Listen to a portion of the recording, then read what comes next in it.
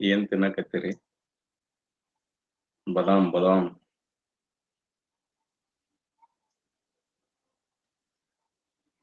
ಪ್ರಶ್ನೆ,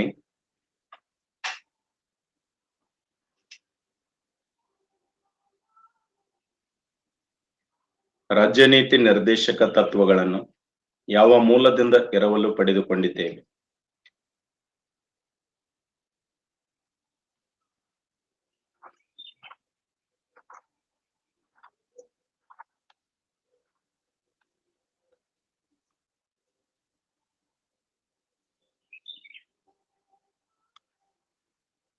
ಫಿಫ್ಟಿ 56% ಸರಿಯಾದ ಉತ್ತರ ಆಯ್ಕೆ ಮಾಡ್ರಿ. 57%. ಹೇಮಲತಾ ಅವರು, ಮಂಜುನಾಥ್ ಅವರು, ಬನಶಂಕರಿ ಅವರು, ಸಂಜಯ್ ಅವರು, ಯಮನೂರ್ ಅವರು, ಆಕಾಶ್ ಅವರು, ಮರೇಶ್ ಅವರು, ರಂಜಿತ್ ಅವರು, ಸಂತೋಷ್ ಅವರು, ಪ್ರಕಾಶ್ ಅವರು. ಸರಿಯಾದ ಉತ್ತರ ಯಾವ್ದತ್ತಂದ್ರ ಆಪ್ಷನ್ ಬಿ, ಐರಿಷ್. ರಾಜ್ಯನೀತಿ ನಿರ್ದೇಶಕ ತತ್ವಗಳನ್ನ ಯಾವ ಮೂಲದಿಂದ ಎರವಲು ಪಡ್ಕೊಂಡಿವೆ ಅಂತಂದ್ರ ಐರಿಷ್.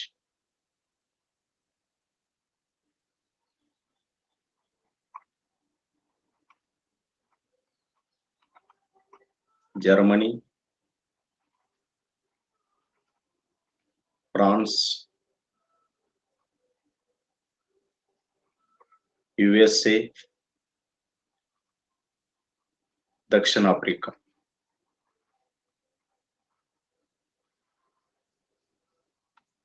ಸಂವಿಧಾನ ತಿದ್ದುಪಡಿ ವಿಧಾನವನ್ನ ಯಾವ ಮೂಲದಿಂದ ಎರವಲು ಪಡೆದುಕೊಂಡಿದ್ದೇವೆ?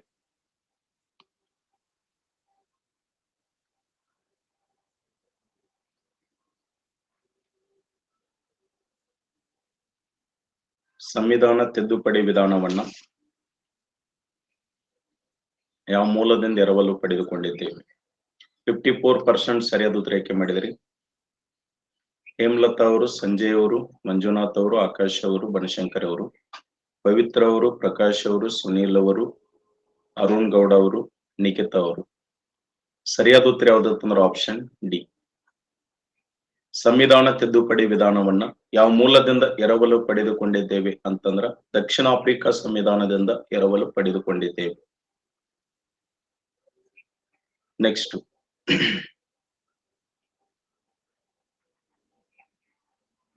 UK, USSR,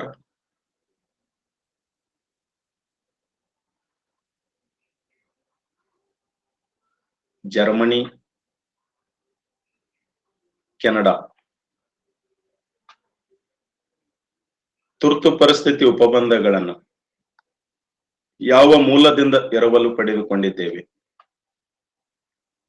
ತುರ್ತು ಪರಿಸ್ಥಿತಿ ಉಪಬಂಧಗಳನ್ನು ಯಾವ ಮೂಲದಿಂದ ಎರವಲು ಪಡೆದುಕೊಂಡಿದ್ದೇವೆ?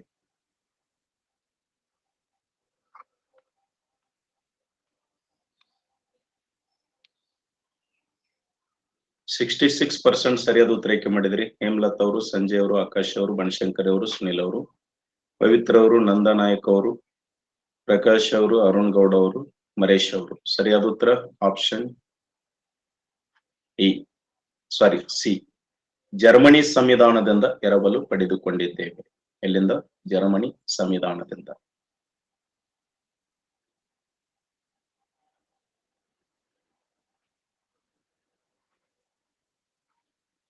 ವಿಧಿ 1,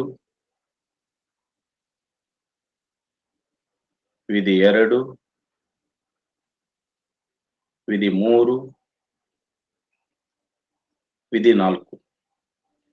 ಭಾರತದ ಒಕ್ಕೂಟದೊಳಗೆ ರಾಜ್ಯಗಳ ಅಥವಾ ಪ್ರದೇಶಗಳ ಪುನರ್ವಿಂಗಡಣೆ ಮಾಡಿ ಹೊಸ ರಾಜ್ಯಗಳನ್ನು ರಚಿಸಲು ಯಾವ ವಿಧಿಯಲ್ಲಿ ಅವಕಾಶ ಅದ? ಪ್ರಶ್ನೆಯನ್ನು ಹೇಳ್ತೇನೆ ನೋಡ್ರಿ. ಭಾರತದ ಒಕ್ಕೂಟದೊಳಗೆ ರಾಜ್ಯಗಳ ಅಥವಾ ಪ್ರದೇಶಗಳ ಪುನರ್ವಿಂಗಡಣೆ ಮಾಡಿ ಹೊಸ ರಾಜ್ಯಗಳನ್ನು ರಚಿಸಲು ಯಾವ ವಿಧಿಯಲ್ಲಿ ಅವಕಾಶವಿದೆ?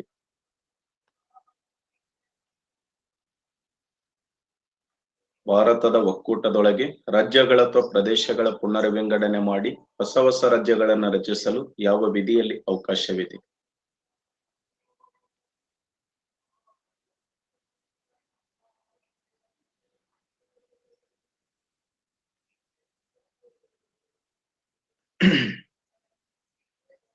ಕೇವಲ 26% ಸರಿಯಾದ ಉತ್ತರ ಆಯ್ಕೆ ಮಾಡಿದ್ರಿ. ಸಂಜಯ್ ಅವರು, ಸುನೀಲ್ ಅವರು, ಪ್ರಕಾಶ್ ಅವರು, ಅಚ್ಚು ಅವರು, ಮೊಹಮ್ಮದುಲ್ಲಾ ಅವರು, ಮೊಹಮ್ಮದ್ ಅಲಿ ಅವರು, ಸೋಮಶೇಖರ್ ಅವರು, ರಂಜಿತ್ ಅವರು, ಲಾಲ್ ಸಿಂಗ್ ಅವರು, ತುಕಾರಾಮ್ ಅವರು, ಚೇತನ್ ಅವರು. ಸರಿಯಾದ ಉತ್ತರ ಯಾವ್ದಂದ್ರೆ ಆಪ್ಷನ್ ಸಿ. ಸಂವಿಧಾನದ 3ನೇ ವಿಧಿಯ ಪ್ರಕಾರ ಸಂಸತ್ತು ತಿದ್ದುಪಡಿ ಕಾನೂನು ರೂಪಿಸಿ ರಾಜ್ಯಗಳ ಅಥವಾ ಪ್ರದೇಶಗಳ ಪುನರ್ ವಿಂಗಡಣೆ ಮಾಡಿ ಹೊಸ ರಾಜ್ಯಗಳನ್ನ ರಚಿಸಲು ಅವಕಾಶ ಅದ. ನೆಕ್ಸ್ಟ್,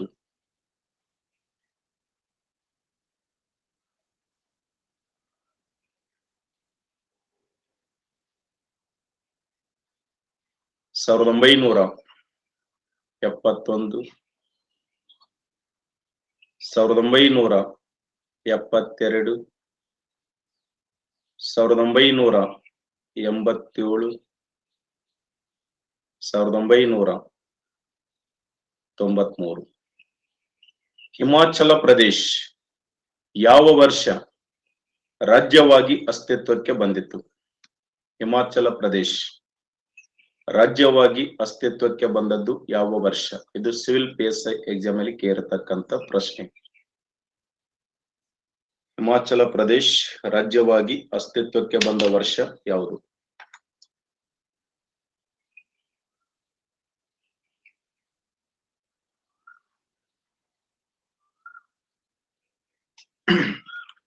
ಕೇವಲ 22% ಸರಿಯಾದ ಉತ್ತರ ಆಯ್ಕೆ ಮಾಡಿದಿರಿ.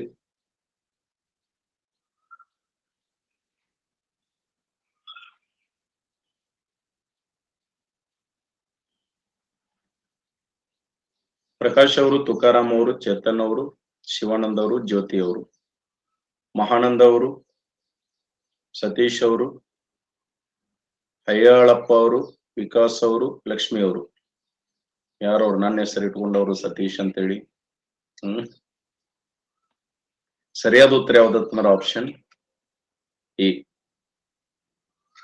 1971ರಲ್ಲಿ ಹಿಮಾಚಲ ಪ್ರದೇಶ್ ಭಾರತದ ರಾಜ್ಯವಾಗಿ ಅಸ್ತಿತ್ವಕ್ಕೆ ಬರುತ್ತ.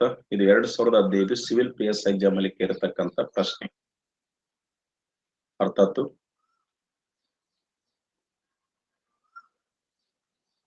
ಕ್ವಶನ್ಸ್ ಆನ್ಸರ್ ಮಾಡ್ಬೇಕಾದ್ರೆ ಕೆಲವರು ನಿದ್ದೆ ಬಿಟ್ಟಿರ್ಬೋದು ಈಗ. ಹ್ಮ್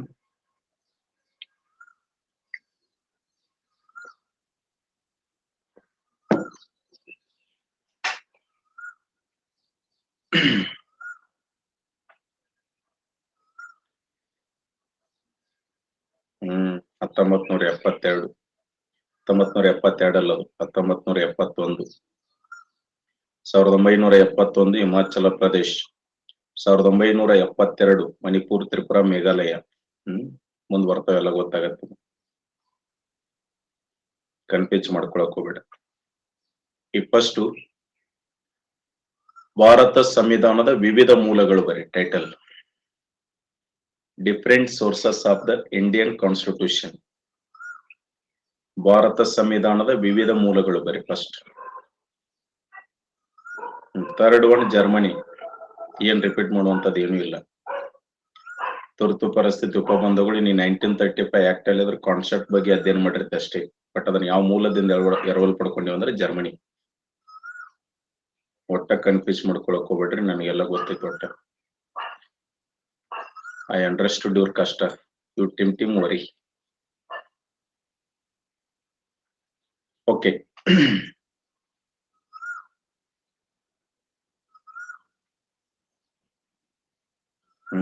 ಜಿಮ್ ಮಾಡ್ತೀರಾ ಸರ್?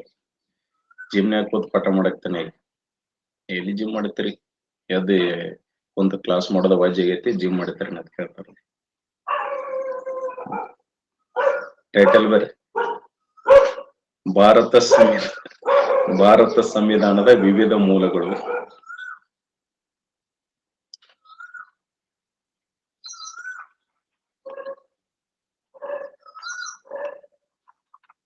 ಭಾರತ ಸಂವಿಧಾನದ ಮೂಲಾಧಾರಗಳು ಅಥವಾ ವಿವಿಧ ಮೂಲಗಳು ಎಲ್ಲ ಒಂದೇ.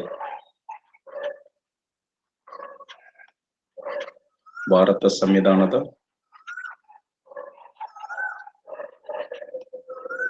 ಮೂಲಾಧಾರಗಳು. Sources of the Indian constitution Kannada English ಅಲ್ಲಿ.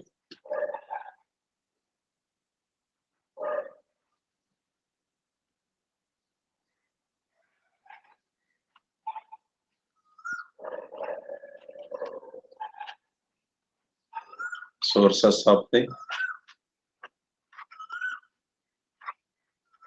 Indian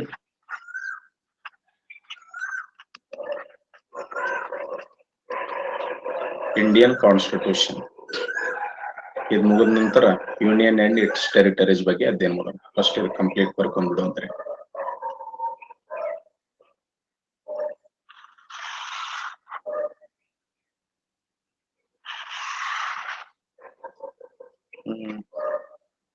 ಇಲ್ಲಿಗೆ ನಿಂತಲ್ಲ.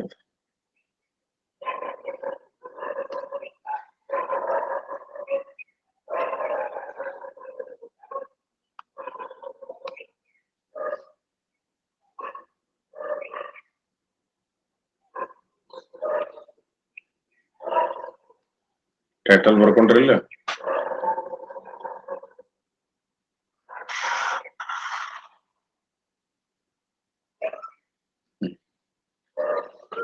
ಭಾರತ ಸಂವಿಧಾನದ ವಿವಿಧ ಮೂಲಗಳು ಅಥವಾ ಭಾರತ ಸಂವಿಧಾನದ ಮೂಲಾಧಾರಗಳು. Sources of the Indian constitution.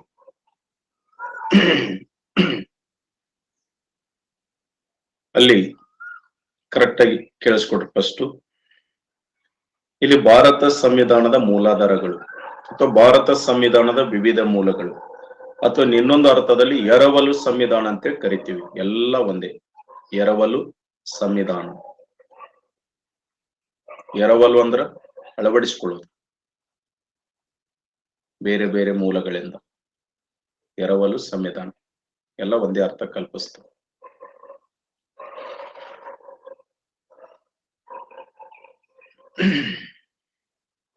ಮಸ್ತ್ ಲೈನ್ ಹೊಡಿತೀರಿ. ಬೆಳಿಗ್ಗೆ ಅದು ಕೂಡ ಲೈನ್ ಹೊಡಿದ ನಮ್ ಕೆಲಸ ಇಲ್ಲಿ. ಲ್ಯಾಪ್ಟಾಪ್ನಾಗ ಬಾಕ್ಸ್ ಹಾಕೋದ.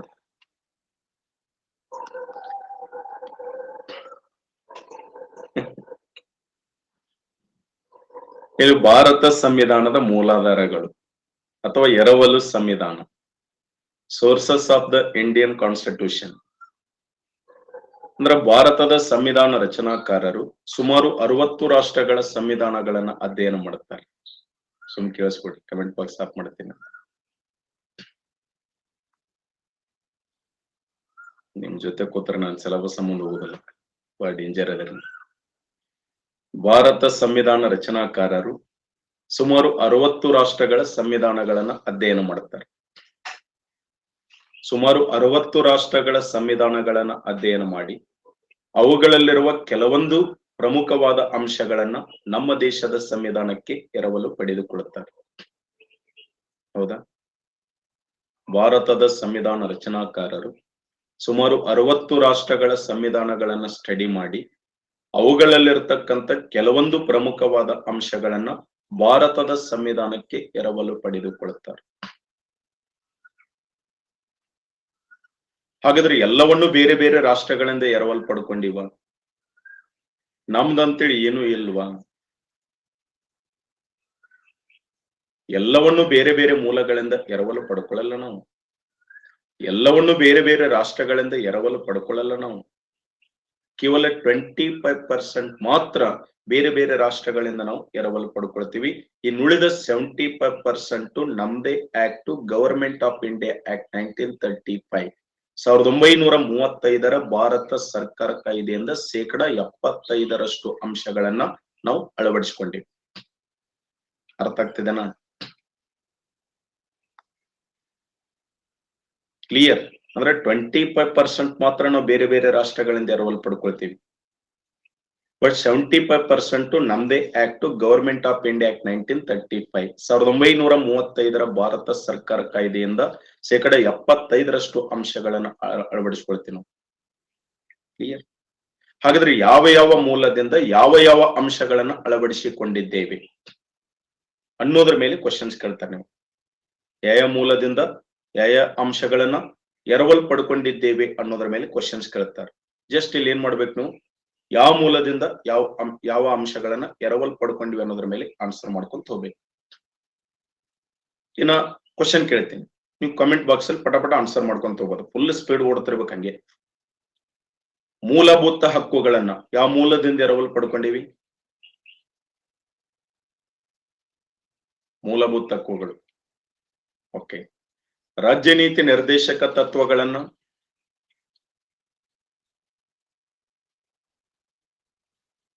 ಐರಿಷ್. ಓಕೆ.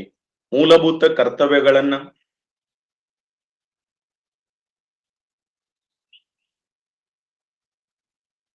ರಷ್ಯಾ ಅಥವಾ USSR. ಓಕೆ. ಏಕ ಪೌರತ್ವ ಪದ್ಧತಿಯನ್ನ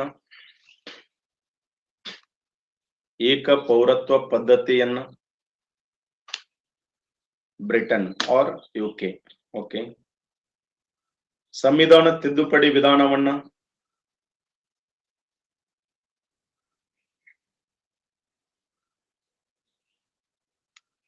ಓಕೆ ಸೌತ್ ಆಫ್ರಿಕಾ.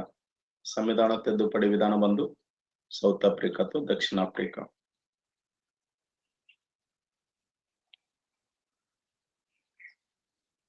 ಸಂಸತ್ತಿನ ಜಂಟಿ ಅಧಿವೇಶನವನ್ನ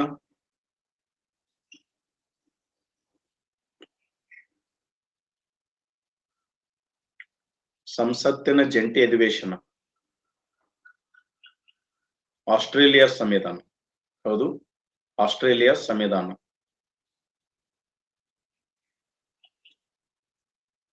ತುರ್ತು ಪರಿಸ್ಥಿತಿ ಉಪಬಂಧಗಳನ್ನ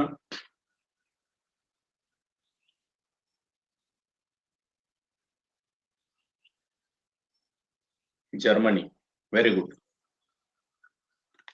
ಸಂಸದೀಯ ಸರ್ಕಾರ ಪದ್ಧತಿಯನ್ನ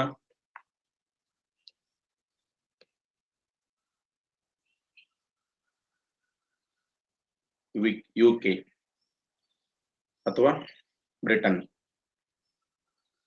ಪ್ರಬಲ ಕೇಂದ್ರ ಸರ್ಕಾರದಿಂದ ಕೂಡಿದ ಒಕ್ಕೂಟ ವ್ಯವಸ್ಥೆಯನ್ನ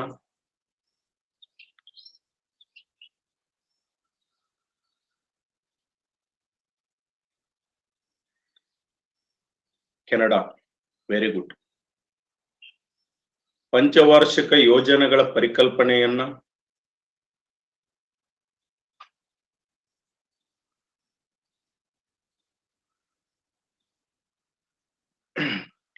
ರಷ್ಯಾ. Very good. ಇವನು ಬರ್ಕೊಂತ ಹೋಗ್ಬೇಕು ನೀವು. ಯಾವ ಮೂಲದಿಂದ ಯಾವ ಅಂಶಗಳನ್ನ ಎರವಲ್ ಪಡ್ಕೊಂಡಿದ್ದೀವಿ ಅನ್ನೋದ್ರ ಮೇಲೆ ಕ್ವಶನ್ಸ್ ಕಂಪಲ್ಸರಿ ಕೇಳ್ತಾರೆ. ಕಂಪಲ್ಸರಿ ಕ್ವಶನ್ಸ್ ಬರ್ತವೆ ಈ ಟಾಪಿಕ್ ಮೇಲೆ. ನಾಳೆ ನಿಮ್ಗೆ ವಿಲೇಜ್ ಅಡ್ಮಿನಿಸ್ಟ್ರೇಟಿವ್ ಆಫೀಸರ್ ಅಲ್ಲಿ ಕೂಡ ಇದ್ರ ಮೇಲೆ ಕಂಪಲ್ಸರಿ ಕ್ವಶನ್ಸ್ ಬರ್ತವೆ, ಡೌಟೇ ಇಲ್ಲ. ಅಲ್ಲಿ ಒಂದೊಂದೊಂದೊಂದು ಮೂಲಗಳು ಬರ್ಕೊತ ಹೋಗ್ಬೇಕು. ಫಸ್ಟ್ ನಮ್ದೇ ಆಕ್ಟ್ ಬರ್ರಿ. ಫಸ್ಟ್ ನಮ್ದು ಯಾವುದು? Government of India act 1935, 1935 Bharat ಸರ್ಕಾರ ಕಾಯ್ದೆಯಿಂದ.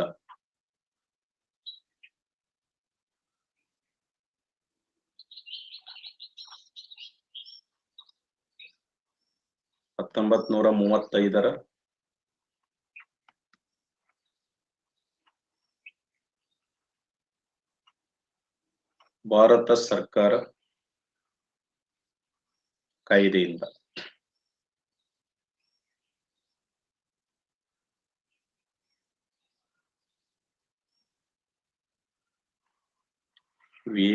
ಏನು ಓದ್ಬೇಕ? ಏನು ಓದಕ್ ಹೋಗ್ಬೇಡ್ರಿ, ಸುಮ್ ಬಿಡ್ತೀರಿ. ಏನ್ ಮಾಡೋರು ಓದಿ? ವಿಲೇಜ್ ಅಡ್ಮಿನಿಸ್ಟ್ರೇಟಿವ್ ಆಫೀಸರ್ ಏನ್ ಓದ್ಬೇಕಂತ ಕೇಳಕತ್ತಾರ. ಎಟ್ಟತ್ ಓದ್ತಿರಿ ಪಾಪ ನೀವು? ಓದ್ ನೋಡಿ ಎಟ್ ಸ್ವರ್ಗಿರಿ ಪಾಪ. ಊಟ ನೀತಿ ಬಿಟ್ಟು ಸುಮ್ ಆರಾಮ್ ತಿಂದು ಮಾಡ್ಕೋದ್ಬಿಟ್ಟೆ. ಎದಕ್ ಬೇಕು ನಿಮಗೆ? ಪಾಠ ಮಾಡಕತ್ತೇನಿ ಇಲ್ಲೇ, ಏನ್ ಓದ್ಬೇಕು ಅನ್ನೋದು ಮತ್ ಏನ್ ಓದ್ಬೇಕ್ರಿ ಸರ್ ಅಂತ.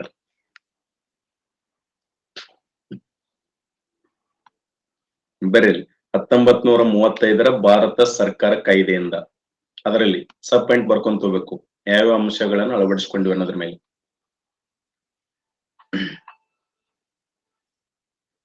ಒಕ್ಕೂಟ ವ್ಯವಸ್ಥೆ.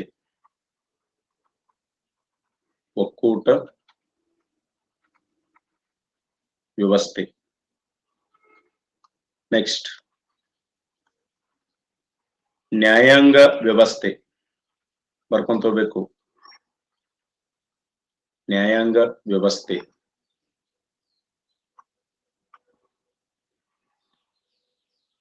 ನೆಕ್ಸ್ಟ್ ಆಡಳಿತಾತ್ಮಕ ವಿವರಗಳು, ಆಡಳಿತಾತ್ಮಕ ವಿವರಗಳು, ನೆಕ್ಸ್ಟ್ ರಾಜ್ಯಪಾಲರ ಹುದ್ದೆ,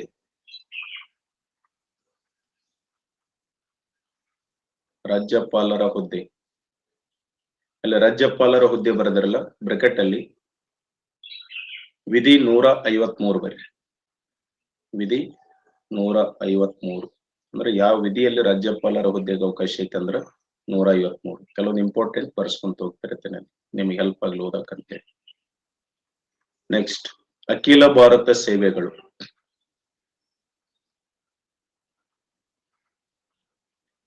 ಅಖಿಲ ಭಾರತ ಸೇವೆಗಳು, ಬ್ರಾಕೆಟ್ ಅಲ್ಲಿ ವಿಧಿ 312, ವಿಧಿ 312. ಯಾವ ವಿಧಿಯಲ್ಲಿ ಅಖಿಲ ಭಾರತ ಸೇವೆಗಳಿಗೆ ಅವಕಾಶ ಐತಂದ್ರ 312. ತುಂಬಾ ಸಾರಿ ಕ್ವಶನ್ ಆಗೈತಿ, ಇದು ಕೂಡ ಮ್ಯಾಕ್ಸಿಮಮ್ ಬಾರಿ ಕ್ವಶನ್ ಆಗೈತಿ. ನೆಕ್ಸ್ಟ್ ಲೋಕಸೇವಾ ಆಯೋಗಗಳು,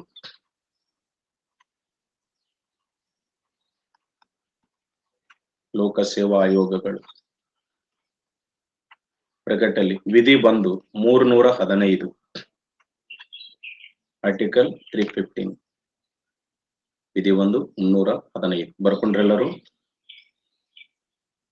ಇವೆಲ್ಲ 1935 ಆಕ್ಟ್ ಮೂಲಕ ಎರವಲು ಪಡ್ಕೊಳ್ತೇನೆ, ಅಂದ್ರೆ ಅಳವಡಿಸ್ಕೊಳ್ತೇನೆ.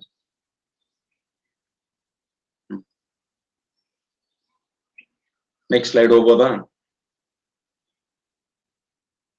ಡನ್.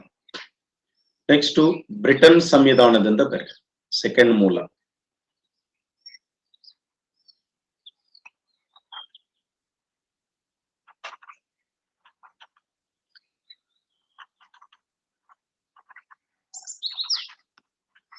ಬ್ರಿಟನ್ ಸಂವಿಧಾನ ಅಥವಾ ಯುಕೆ.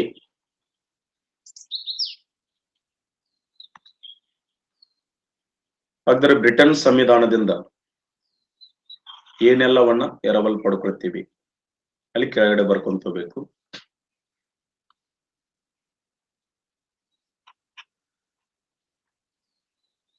ಏಕ ಪೌರತ್ವ ಪದ್ಧತಿ, ಏಕ ಪೌರತ್ವ ಪದ್ಧತಿ, ಸಿಂಗಲ್ ಸಿಟಿಜನ್ಶಿಪ್. ನೆಕ್ಸ್ಟ್ ಸಂಸದೀಯ ಸರ್ಕಾರ ಪದ್ಧತಿ, ಸಂಸದೀಯ ಸರ್ಕಾರ ಪದ್ಧತಿ, ಪಾರ್ಲಿಮೆಂಟರಿ ಸಿಸ್ಟಮ್.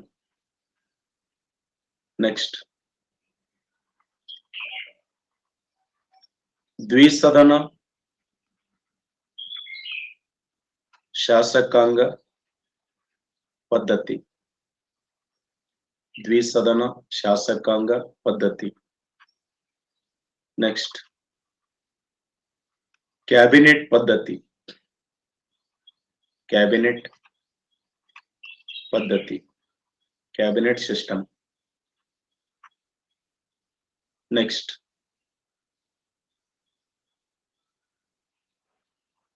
ಕಾನೂನು ಆಧಿಪತ್ಯ, ಕಾನೂನು ಆಧಿಪತ್ಯ. ಬ್ರಾಕೆಟ್ ಅಲ್ಲಿ ಕಾನೂನು ಆಧಿಪತ್ಯ ಅಂದ್ರ ಕಾನೂನಿನ ಮುಂದೆ ಸಮಾನರು, ಕಾನೂನಿನ ಮುಂದೆ ಸಮಾನರು. ಇದು ಹಿಂದಗಡೆ ಸಬ್ ರಿಜಿಸ್ಟರ್ ಎಕ್ಸಾಮ್ ಅಲ್ಲಿ ಕ್ವಶನ್ ಆಗಿರ್ತದೆ. ಏನ್ ಕ್ವಶನ್ ಕೇಳಿದ್ರಂದ್ರ ಕಾನೂನಿನ ಮುಂದೆ ಸಮಾನರು ಎಂಬ ಪರಿಕಲ್ಪನೆಯನ್ನ ಯಾವ ಮೂಲದಿಂದ ಎರವಲು ಪಡೆದುಕೊಂಡಿದ್ದೇವೆ ಅಂತೇಳಿ ಕ್ವಶನ್ ಕೇಳಿದ್ರು.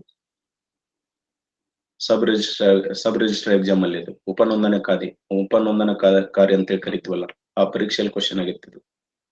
ಕಾನೂನಿನ ಮುಂದೆ ಸಮಾನರು ಅಂತಂದ್ರೆ ಆರ್ಟಿಕಲ್ ಕೇಳಿದ್ರೆ ಆರ್ಟಿಕಲ್ 14, ಬಟ್ ಅವ್ರು ಆರ್ಟಿಕಲ್ ಕೇಳಿಲ್ಲ. ಕಾನೂನಿನ ಮುಂದೆ ಸಮಾನರು ಅಥವಾ ಕಾನೂನು ಅಧಿಪತಿ ಎಂಬ ಪರಿಕಲ್ಪನೆಯನ್ನು ಯಾವ ಮೂಲದಿಂದ ಎರವಲು ಪಡೆದುಕೊಂಡಿದ್ದೇವೆ ಅಂತೇಳಿ ಕ್ವಶನ್ ಕೇಳಿದ್ರು, ಅದು ಬ್ರಿಟನ್.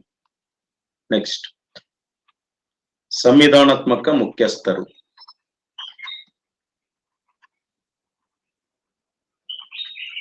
ಸಂವಿಧಾನಾತ್ಮಕ ಮುಖ್ಯಸ್ಥರು. ಸಂವಿಧಾನಾತ್ಮಕ ಮುಖ್ಯಸ್ಥರು ಅಂದ್ರೆ ಬ್ರಾಕೆಟ್ ಅಲ್ಲಿ ರಾಷ್ಟ್ರಪತಿ. ನಮ್ಮಲ್ಲಿ ಸಂವಿಧಾನಾತ್ಮಕ ಮುಖ್ಯಸ್ಥರು ಅಂತೇಳಿ ಯಾರನ್ನ ಕರಿತೀವಿ ನಾವು? ರಾಷ್ಟ್ರಪತಿಯವರನ್ನು, ಪ್ರೆಸಿಡೆಂಟ್. ನೆಕ್ಸ್ಟ್,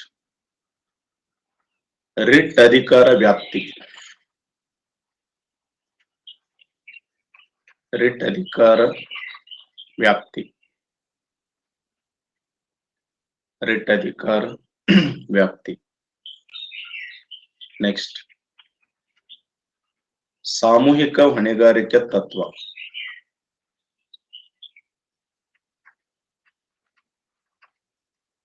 ಸಾಮೂಹಿಕ ಹೊಣೆಗಾರಿಕೆ ತತ್ವ. ಜಸ್ಟ್ ಇಲ್ಲಿ ಯಾವ ಮೂಲದಿಂದ ಯಾವ ಅಂಶಗಳನ್ನ ಎರವಲ್ ಪಡ್ಕೊಂಡು ಎಷ್ಟು ಗೊತ್ತಿದ್ರೆ ಸಾಕು. ಇವೆಲ್ಲ ಮುಂದೆ ಟಾಪಿಕ್ ಬರುತ್ತೋ ಅಲ್ಲೆಲ್ಲ ಎಕ್ಸ್ಪ್ಲೇನ್ ಮಾಡ್ಕೊಂತ ಹೋಗ್ತೀನಿ. ಎಲ್ಲ ರೇಟ್ ಅಧಿಕಾರ ವ್ಯಾಪ್ತಿ ಅಂದ್ರೆ ಮುಂದೆ ಮೂಲಭೂತ ಹಕ್ಕುಗಳು ಹೇಳ್ಬೇಕಾದ್ರೆ ರೇಟ್ಗಳು ಬರ್ತಾವು, ಕ್ಯಾಬಿನೆಟ್ ಸಿಸ್ಟಮ್, ದ್ವಿಸದನ, ಸಂಸದೀಯ ಎಲ್ಲ ಬರ್ತಾವ. ಜಸ್ಟ್ ಇಲ್ಲಿ ಯಾವ ಮೂಲದಿಂದ ಯಾವ ಅಂಶಗಳನ್ನ ಎರವಲ್ ಪಡ್ಕೊಂಡು ಅನ್ನೋದು ಗೊತ್ತಿರ್ಬೇಕಷ್ಟೇ. ಬರ್ಕೊಂಡಿದ್ನೆಲ್ಲಾನು. ನೆಕ್ಸ್ಟ್ ಸ್ಲೈಡ್ ಹೋಗ್ಬೋದಾ? Okay, done. ನೆಕ್ಸ್ಟ್, ಅಮೆರಿಕ ಸಂವಿಧಾನದಿಂದ ಬರ್ರಿ. USA ಅಥವಾ ಅಮೆರಿಕ.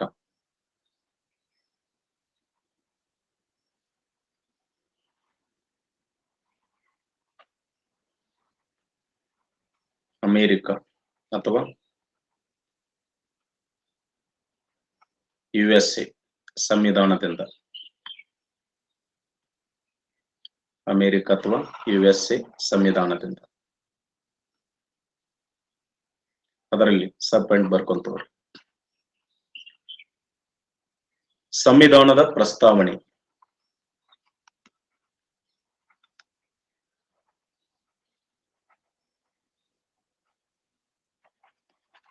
ಸಂವಿಧಾನದ ಪ್ರಸ್ತಾವನೆ. ನೆಕ್ಸ್ಟ್, ಮೂಲಭೂತ ಹಕ್ಕುಗಳು. ಮೂಲಭೂತ ಹಕ್ಕುಗಳು. ಮೂಲಭೂತ ಹಕ್ಕುಗಳು, ಫಂಡಮೆಂಟಲ್ ರೈಟ್ಸ್. ನೆಕ್ಸ್ಟ್, ಲಿಖಿತ ಸಂವಿಧಾನ. ಲಿಖಿತ ಸಂವಿಧಾನ. ನೆಕ್ಸ್ಟ್, ಸ್ವತಂತ್ರ ನ್ಯಾಯಾಂಗ ವ್ಯವಸ್ಥೆ. ಸ್ವತಂತ್ರ ನ್ಯಾಯಾಂಗ ವ್ಯವಸ್ಥೆ. ನೆಕ್ಸ್ಟ್, ನ್ಯಾಯಿಕ ವಿಮರ್ಶೆ. ನ್ಯಾಯಿಕ ವಿಮರ್ಶೆ. ನ್ಯಾಯಿಕ ವಿಮರ್ಶೆ. ನೆಕ್ಸ್ಟ್, ರಾಷ್ಟ್ರಪತಿಯವರ ಮಹಾಭಿಯೋಗ ಪ್ರಕ್ರಿಯೆ. ರಾಷ್ಟ್ರಪತಿಯವರ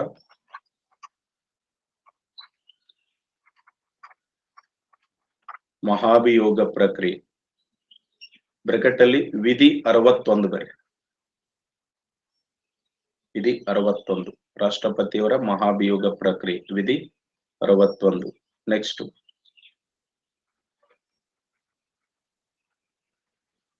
ಉಪರಾಷ್ಟ್ರಪತಿ ಹುದ್ದೆ.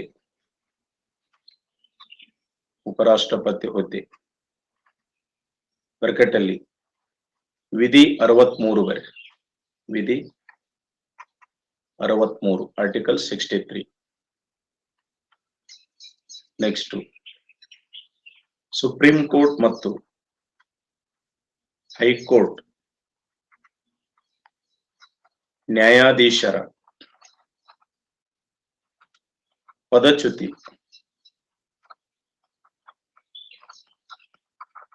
ಸುಪ್ರೀಂ ಕೋರ್ಟ್ ಮತ್ತು ಹೈಕೋರ್ಟ್ ನ್ಯಾಯಾಧೀಶರ ಪದಚ್ಯುತಿ ಇವೆಲ್ಲವುಗಳನ್ನು ಯಾವ ಮೂಲದಿಂದ ಎರವಲು ಪಡ್ಕೊಂಡಿವತ್ತಂದ್ರ ಅಮೆರಿಕ ಸಂವಿಧಾನದಿಂದ. ಏನನ್ನ? ಸಂವಿಧಾನದ ಪ್ರಸ್ತಾವನೆಯನ್ನು, ಮೂಲಭೂತ ಹಕ್ಕುಗಳನ್ನು, ಲಿಖಿತ ಸಂವಿಧಾನವನ್ನು, ಸ್ವತಂತ್ರ ನ್ಯಾಯಾಂಗ ವ್ಯವಸ್ಥೆಯನ್ನು, ನ್ಯಾಯಿಕ ವಿಮರ್ಶೆಯನ್ನ ಅಂದ್ರೆ ಜುಡಿಷಿಯಲ್ ರಿವ್ಯೂ ರಾಷ್ಟ್ರಪತಿಯವರ ಮಹಾಭಿಯೋಗ ಪ್ರಕ್ರಿಯೆಯನ್ನ, ಉಪರಾಷ್ಟ್ರಪತಿ ಹುದ್ದೆಯನ್ನ ಸುಪ್ರೀಂ ಕೋರ್ಟ್ ಮತ್ತು ಹೈಕೋರ್ಟ್ ನ್ಯಾಯಾಧೀಶರ ಪದಚ್ಯುತಿಗೊಳಿಸ್ತಕ್ಕಂಥ ವಿಧಾನವನ್ನ ಬರ್ಕೊಂಡ್ರಿ ಇವನ್ನೆಲ್ಲಾನು. ನೆಕ್ಸ್ಟ್ ಸ್ಲೈಡ್ ಹೋಗ್ಬೋದಾ? ನೆಕ್ಸ್ಟ್ ಫೋರ್ತ್ ಒನ್,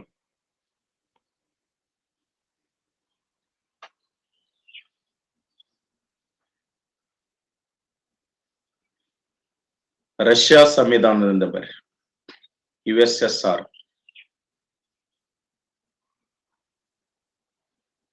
USSR ಅಥವಾ ರಷ್ಯಾ ಸಂವಿಧಾನದಿಂದ.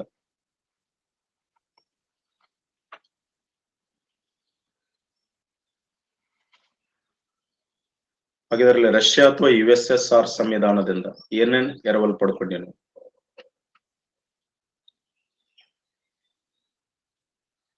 ಮೂಲಭೂತ ಕರ್ತವ್ಯಗಳು, ಮೂಲಭೂತ ಕರ್ತವ್ಯಗಳು, ಮೂಲಭೂತ ಕರ್ತವ್ಯಗಳನ್ನು. ನೆಕ್ಸ್ಟ್ ಪಂಚವಾರ್ಷಿಕ ಯೋಜನೆಗಳ ಪರಿಕಲ್ಪನೆ,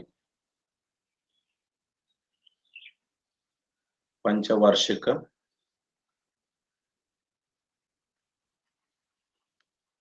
ಯೋಜನೆಗಳ ಪರಿಕಲ್ಪನೆ. ನೆಕ್ಸ್ಟ್ ಪ್ರಸ್ತಾವನೆಯಲ್ಲಿರುವ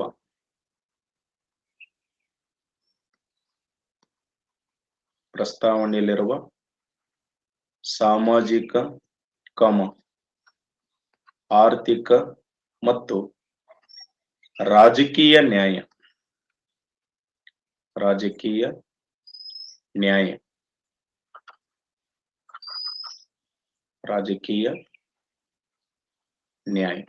ಪ್ರಸ್ತಾವನೆಯಲ್ಲಿರುವ ಸಾಮಾಜಿಕ, ಆರ್ಥಿಕ ಮತ್ತು ರಾಜಕೀಯ ನ್ಯಾಯ. ಓಕೆ, ನೆಕ್ಸ್ಟ್ ಐರ್ಲೆಂಡ್ ಅಥವಾ ಐರಿಷ್ ಸಂವಿಧಾನದಿಂದ ಬರ್ರಿ. ಫಿಫ್ತ್ ಒನ್, ಐರ್ಲೆಂಡ್ ಅಥವಾ ಐರಿಷ್ ಸಂವಿಧಾನದಿಂದ. ಹಾಗಾದ್ರೆ ಐರ್ಲೆಂಡ್ ಅಥವಾ ಐರಿಷ್ ಸಂವಿಧಾನದಿಂದ ಏನೇನ್ ಎರವಲು ಪಡ್ಕೊಳ್ತೀವಿ ನಾವು? ಒಂದು, ರಾಜ್ಯ ನೀತಿ ನಿರ್ದೇಶಕ ತತ್ವಗಳು, ರಾಜ್ಯ ನೀತಿ ನಿರ್ದೇಶಕ ತತ್ವಗಳು, DPSP, directive principles of state policy. Next ರಾಜ್ಯಸಭೆಗೆ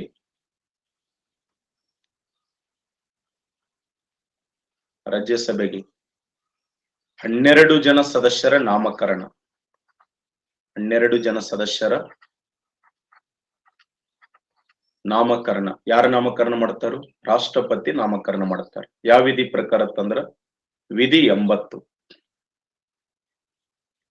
ರಾಜ್ಯಸಭೆಗೆ 12 ಜನ ಸದಸ್ಯರ ನಾಮಕರಣ ವಿಧಿ 80. ನೆಕ್ಸ್ಟ್ ರಾಷ್ಟ್ರಪತಿಯವರ ಚುನಾವಣಾ ವಿಧಾನ,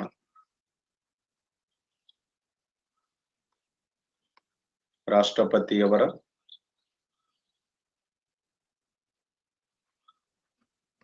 ಚುನಾವಣಾ ವಿಧಾನ. ರಾಷ್ಟ್ರಪತಿಯವರನ್ನ ಪರೋಕ್ಷ ಚುನಾವಣೆ ಮೂಲಕ ಆಯ್ಕೆ ಮಾಡುತ್ತೇನೆ. ಅದು ಯಾವ ವಿಧಿ ಪ್ರಕಾರ ತಂದ್ರ ವಿಧಿ 54 ಮತ್ತು 55. ವಿಧಿ 54 ಮತ್ತು 55. ಕ್ಲಿಯರ್? ಬರ್ಕೊಂಡ್ರಿ? ಇವು ಐರಿಷ್ ಅಥವಾ ಐರ್ಲೆಂಡ್ ಸಂವಿಧಾನದಿಂದ ಎರವಲು ಪಡ್ಕೊಂಡೇನು. Next slide ಹೋಗ್ಬೋದಾ? ಬಹಳ ಸಿಂಪಲ್, ಬಹಳ ಈಜಿ ನೆನ್ಪಿಡ್ಬೇಕು ನೀವು. ಯಾವ ಮೂಲದಿಂದ ಯಾವ ಅಂಶಗಳನ್ನು ಪ್ರಾಕ್ಟೀಸ್ ಮಾಡ್ಬೇಕು, ಇವನ್ನೆಲ್ಲ ಬರ್ಬರ್ ತೆಗಿಬೇಕು ನೀವನ್ನೆಲ್ಲ. ಆಮೇಲೆ ಓದಿ ಬರ್ ತೆಗೆದ್ ಬಿಡ್ಬೇಕು.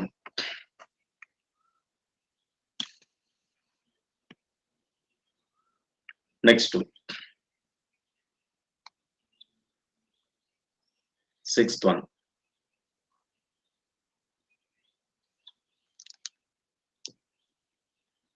ಕೆನಡಾ ಸಂವಿಧಾನದಿಂದ ಬರ್ರಿ.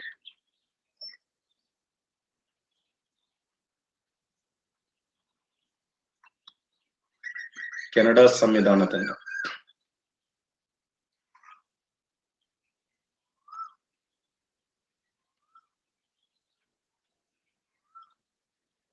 ಪ್ರಬಲ ಕೇಂದ್ರ ಸರ್ಕಾರದಿಂದ ಕೂಡಿದ ಒಕ್ಕೂಟ ವ್ಯವಸ್ಥೆ. ಪ್ರಬಲ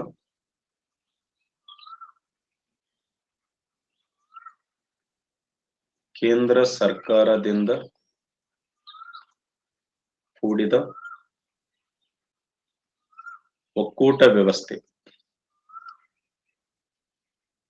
ಪ್ರಬಲ ಕೇಂದ್ರ ಸರ್ಕಾರದಿಂದ ಕೂಡಿದ ಒಕ್ಕೂಟ ವ್ಯವಸ್ಥೆ. ನೆಕ್ಸ್ಟ್, ಕೇಂದ್ರ ಸರ್ಕಾರಕ್ಕಿರುವ ಶೇಷಾಧಿಕಾರಗಳು. ಕೇಂದ್ರ ಸರ್ಕಾರಕ್ಕೆ ಇರುವ ಶೇಷಾಧಿಕಾರಗಳು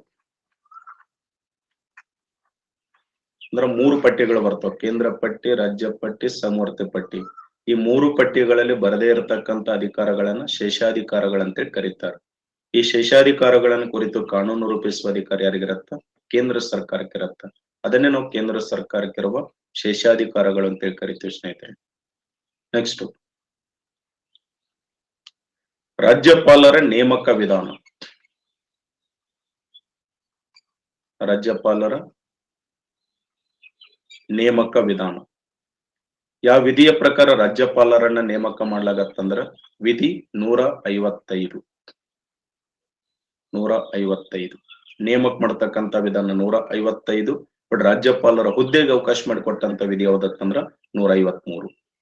ಆಗ್ಲಿ ಇಲ್ಲಿ ಬರ್ಸಿದ್ ನೋಡ್ರಿ.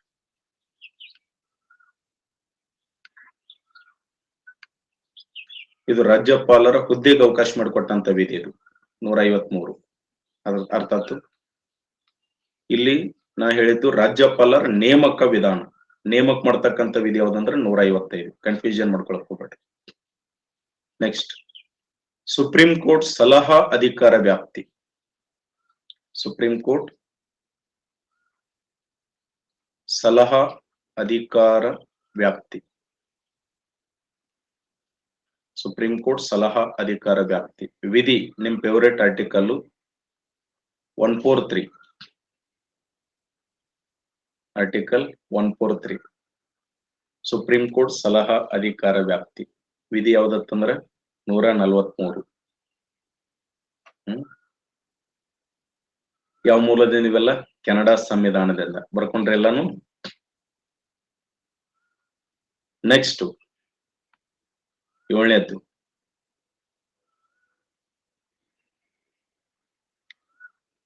ಜರ್ಮನಿ ಸಂವಿಧಾನದಿಂದ ಬರ್ರಿ.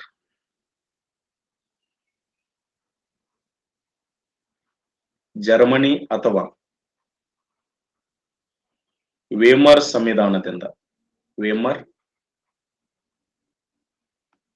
ಸಂವಿಧಾನ. ಇಲ್ಲಿ ಜರ್ಮನಿ ಸಂವಿಧಾನ ಅಂದ್ರು ಒಂದ, ವೇಮರ್ ಸಂವಿಧಾನ ಅಂದ್ರು ಒಂದೇ.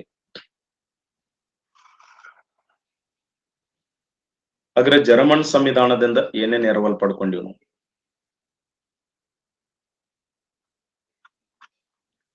ತುರ್ತು ಪರಿಸ್ಥಿತಿ ಉಪಬಂಧಗಳು.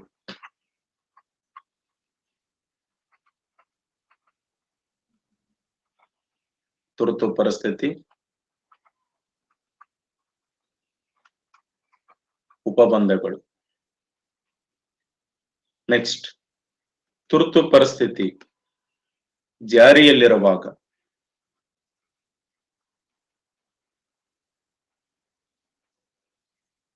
ತುರ್ತು ಪರಿಸ್ಥಿತಿ ಜಾರಿಯಲ್ಲಿರುವಾಗ 20 ಮತ್ತು 21ನೇ ವಿಧಿಗಳನ್ನು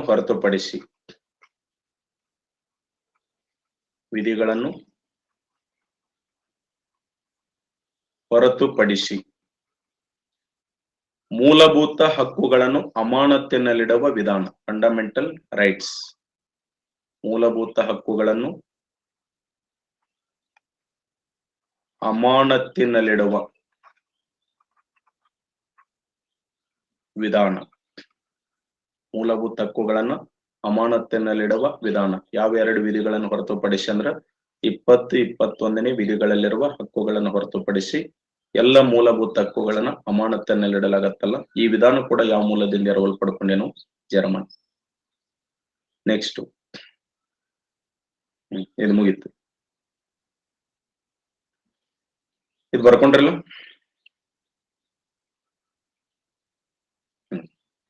ನೆಕ್ಸ್ಟ್ ಸ್ಲೈಡ್.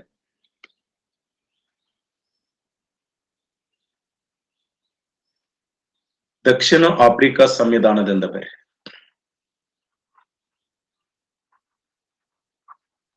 ದಕ್ಷಿಣ ಆಫ್ರಿಕಾ ಸಂವಿಧಾನದಿಂದ.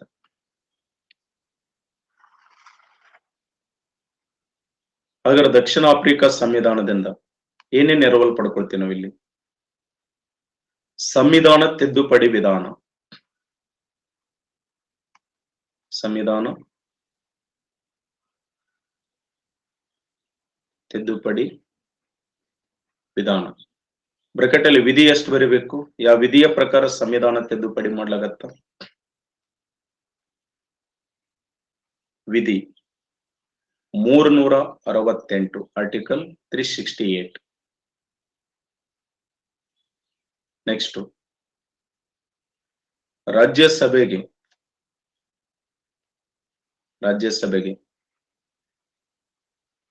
ಸದಸ್ಯರ ಚುನಾವಣೆ ವಿಧಾನ, ಸದಸ್ಯರ ಚುನಾವಣಾ ವಿಧಾನ.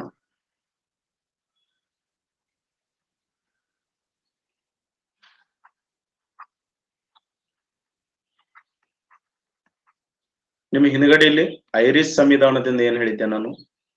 ರಾಜ್ಯಸಭೆಗೆ 12 ಜನ ಸದಸ್ಯರ ನಾಮಕರಣ. ನಾಮಕರಣ ಅಂದ್ರ ಐರಿಷ್. ಅದೇ ರಾಜ್ಯಸಭೆಗೆ ಸದಸ್ಯರ ಚುನಾವಣಾ ವಿಧಾನ ಯಾವ್ದತ್ತಂದ್ರ ದಕ್ಷಿಣ ಆಫ್ರಿಕಾ ಸಂವಿಧಾನ. ಡಿಫರೆನ್ಸ್ ಇದು.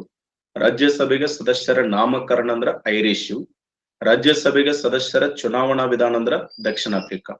ಡಿಫರೆನ್ಸ್ ಗೊತ್ತಿರ್ಬೇಕಿತ್ತು. ಗೊತ್ತಾಯ್ತಲ್ಲ? ನೆಕ್ಸ್ಟ್ ಆಸ್ಟ್ರೇಲಿಯಾ ಸಂವಿಧಾನದಿಂದ ಬರ್ರಿ.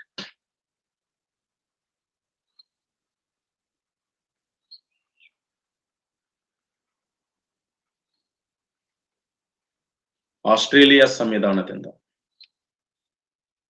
ಮುಗಿತು. ಇನ್ನೊಂದ್ 2 ಮೂಲಾದ್ರ ಮುಗಿದೋಯ್ತು. ಆಸ್ಟ್ರೇಲಿಯಾ ಸಂವಿಧಾನದಿಂದ. ಹಾಗಾದ್ರೆ ಆಸ್ಟ್ರೇಲಿಯಾ ಸಂವಿಧಾನದಿಂದ ಏನೇನು ಎರವಲು ಪಡ್ಕೊಳ್ತೀವಿ ನಾವು? ಸಮವರ್ತಿ ಪಟ್ಟಿ, ಸಮವರ್ತಿ ಪಟ್ಟಿ. ಸಮವರ್ತಿ ಪಟ್ಟಿಲಿ ಪ್ರೆಸೆಂಟ್ ಎಷ್ಟು ವಿಷಯಗಳಿದಾವ್? 52 ವಿಷಯಗಳು ಬರೀ ಬ್ರಾಕೆಟ್ ಅಲ್ಲಿ. 52 ವಿಷಯಗಳು. ನೆಕ್ಸ್ಟ್ ಸಂಸತ್ತಿನ ಜಂಟಿ ಅಧಿವೇಶನ, ಸಂಸತ್ತಿನ ಜಂಟಿ ಅಧಿವೇಶನ, ಸಂಸತ್ತಿನ ಜಂಟಿ ಅಧಿವೇಶನ. ನೆಕ್ಸ್ಟ್ ವ್ಯಾಪಾರ ಮತ್ತು ವಾಣಿಜ್ಯಕ್ಕೆ ಸಂಬಂಧಿಸಿದ ವಿಷಯಗಳು, ವ್ಯಾಪಾರ ಮತ್ತು ವಾಣಿಜ್ಯಕ್ಕೆ ಸಂಬಂಧಿಸಿದ ವಿಷಯಗಳು ಯಾವ ಮೂಲದಿಂದವು? ಆಸ್ಟ್ರೇಲಿಯಾ ಸಂವಿಧಾನದಿಂದ ಎರವಲು ಪಡ್ಕೊಳ್ತೇವೆ. ಬರ್ಕೊಂಡ್ರೆ ಇದನ್ನು ಕೂಡ. ನೆಕ್ಸ್ಟ್ ಸ್ಲೈಡ್ ಹೋಗೋದಾ? ಓಕೆ. ನೆಕ್ಸ್ಟ್ ಬಂದು ಫ್ರಾನ್ಸ್ ಸಂವಿಧಾನದಿಂದ.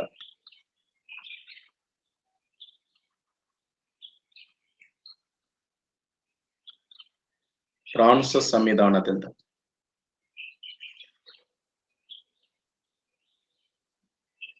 ಹಾಗಾದ್ರೆ ಫ್ರಾನ್ಸ್ ಸಂವಿಧಾನದಿಂದ ಏನೆಲ್ಲ ಎರವಲು ಪಡ್ಕೊಳ್ತೀವಿ ನಾವು? ಸ್ವಾತಂತ್ರ್ಯ, ಸ್ವಾತಂತ್ರ್ಯ, ಸಮಾನತೆ, ಸಮಾನತೆ, ಭ್ರಾತೃತ್ವ, ಭ್ರಾತೃತ್ವ ಅಥವಾ ಸಹೋದರತ್ವ, ಸಹೋದರತ್ವ. ನೆಕ್ಸ್ಟ್ ಗಣರಾಜ್ಯ, ಗಣರಾಜ್ಯ. ಇವೆಲ್ಲವನ್ನ ಯಾವ ಮೂಲದಿಂದ ಎರವಲು ಪಡ್ಕೊಳ್ತೇವೆ ನಾವು? ಫ್ರಾನ್ಸ್ ಸಂವಿಧಾನದಿಂದ ಎರವಲು ಪಡ್ಕೊಳ್ತೇವೆ ನಾವು ಸ್ನೇಹಿತರೆ. ಓಕೆ. ಇನ್ನು ಲಾಸ್ಟ್ ಒನ್ ಯಾವ್ದತ್ತಂದ್ರ ಇದು 10ನೇದಾಯ್ತು. Last one 11. ಯಾವ ಮೂಲದಿಂದ ತಂದ್ರ ಜಪಾನ್ ಸಂವಿಧಾನದಿಂದ.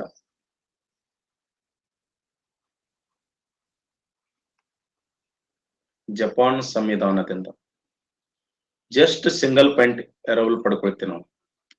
ವೆಲ್ಫೇರ್ ಡಿಪಾರ್ಟ್ಮೆಂಟ್ ಎಕ್ಸಾಮ್ ಅಲ್ಲಿ ಕ್ವಶನ್ ಕೇಳಿದ್ರು. ಕ್ವಶನ್ ಏನ್ ಕೇಳಿದ್ರ ಅಂತಂದ್ರ ಕಾನೂನು ರಚನಾ ವಿಧಾನ ಯಾವ ಮೂಲದಿಂದ ಎರವಲ್ ಪಡ್ಕೊಂಡೆ ಅಂತೇಳಿ ಕ್ವಶನ್ ಕೇಳಿದ್ರು. ಅದು ಜಪಾನ್. ಕಾನೂನು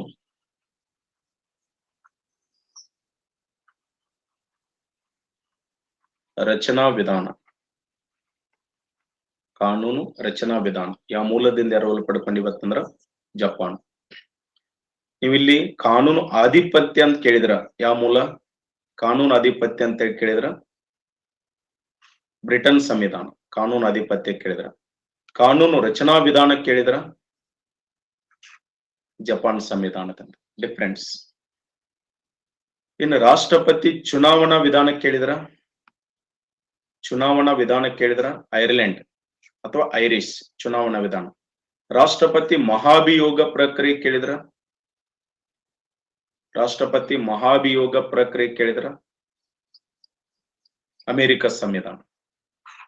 ರಾಷ್ಟ್ರಪತಿ ಚುನಾವಣಾ ವಿಧಾನ ಅಂದ್ರ ಐರ್ಲೆಂಡು, ರಾಷ್ಟ್ರಪತಿ ಮಹಾಭಿಯೋಗ ಪ್ರಕ್ರಿಯೆ ಕೇಳಿದ್ರ ಅಮೆರಿಕ. ಡಿಫರೆನ್ಸ್ ಗೊತ್ತಿರಬೇಕು. ಕ್ಲಿಯರ್? ಬರ್ಕೊಂಡ್ರಿ ಎಲ್ಲಾನು?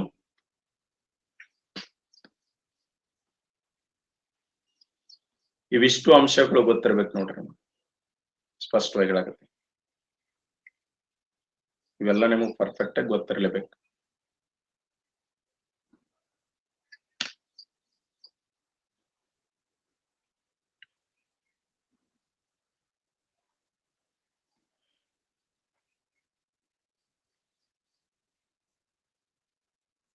Back slide.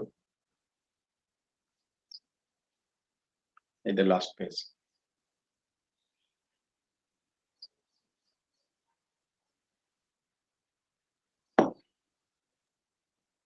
ಒಂಬತ್ತನೇದು ಹೇಳ್ತೇನ್ರಿ ಸುಧಾ ಮೇಡಮ್ ಅವ್ರ. ಮಹಾಭಿಯೋಗ ಪ್ರಕ್ರಿಯೆ ಅಂತೇಳಿ ನಿಮಗ ಇದು ರಾಷ್ಟ್ರಪತಿ ಬಗ್ಗೆ ಚರ್ಚೆ ಮಾಡ್ತೀನಲ್ಲ, ಅಲ್ಲಿ ಎಲ್ಲವನ್ನೂ ಎಕ್ಸ್ಪ್ಲೇನ್ ಮಾಡ್ತೀನಿ. ಜಸ್ಟ್ ಇಲ್ಲಿ ಯಾವ ಮೂಲದಿಂದ ಯಾವ ಅಂಶ ಗೊತ್ತಿದ್ರೆ ಸಾಕು. ರಾಷ್ಟ್ರಪತಿ ಅವ್ರನ್ನ ಹೆಂಗ್ ಮಹಾಭಿಯೋಗ ಪ್ರಕ್ರಿಯೆ ಮೂಲಕ ಪದಚ್ಯುತಿಗೊಳಿಸ್ತಾರು, ಯಾಕೆ ಅವ್ರನ್ನ ಪದಚ್ಯುತಿಗೊಳಿಸ್ತಾರು, ಪದಚ್ಯುತಿಗೊಳಿಸ್ಬೇಕಂತಂದ್ರ ನೋಟಿಸ್ ಎಷ್ಟು ಅವಧಿ ಮುಂಚಿತವಾಗಿ ಕೊಡ್ತಾರು, ಪದಚ್ಯುತಿಗೊಳಿಸ್ಲಿಕ್ಕೆ ಅವ್ರಿಗೆ ಎಷ್ಟು ಸದಸ್ಯರ ಬಹುಮತ ಬೇಕು, ಎಲ್ಲವನ್ನೂ ಹೇಳ್ತೀನಿ. ಜಸ್ಟ್ ಇಲ್ಲಿ ಯಾವ ಮೂಲದಿಂದ ಯಾವ ಅಂಶ ಇಷ್ಟು ಗೊತ್ತಿದ್ರೆ ಸಾಕಿಲ್ಲ.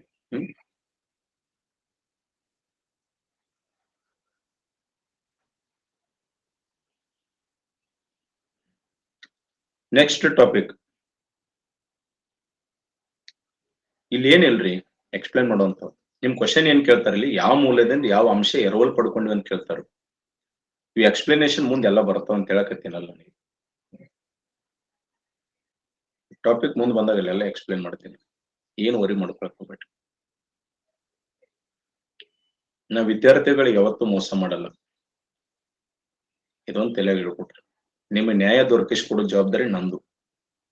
ಸಂವಿಧಾನಕ್ಕೆ ಸಂಬಂಧಪಟ್ಟಂತೆ ನಿಮ್ಗೆ ಏನ್ ಜಸ್ಟಿಸ್ ಕೊಡ್ಬೇಕಲ್ಲ ಅದನ್ನ ಕೊಟ್ಟೇ ಕೊಡ್ತೀನಿ. ನೀವ್ ಯಾರು ಅದರ ಬಗ್ಗೆ ಥಿಂಕ್ ಮಾಡಕ್ ಹೋಗ್ಬೇಡ್ರಿ, ನೆಗೆಟಿವ್ ವಿಚಾರ ಮಾಡಕ್ ಹೋಗ್ಬೇಡ್ರಿ. ಪಾಸಿಟಿವ್ ಆಗಿರ್ರಿ. ನನ್ನ ನಂಬಿರಿ ನಿಮ್ಗೆ ಎಲ್ಲಾದು ಒಳ್ಳೇದಾಗೈತೆ. ನಾನು ನಂಬಿದವ್ರಿಗೆ ಎಲ್ಲರಿಗೂ ಒಳ್ಳೇದಾಗೈತಿ. ನೀವು ನನ್ನ ನಂಬಿರಿ ನಿಮಗೂ ಒಳ್ಳೇದಾಗೈತೆ. Okay, next topic.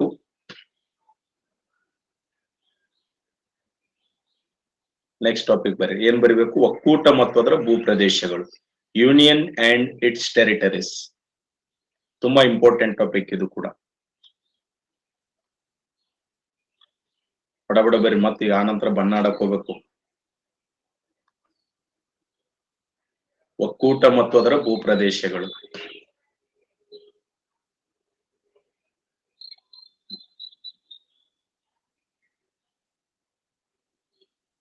Union and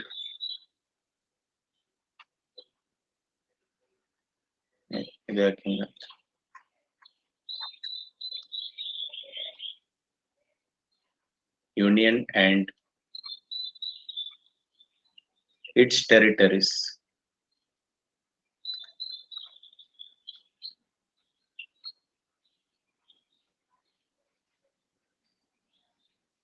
Union and its territories. ಕನ್ನಡದಲ್ಲಿ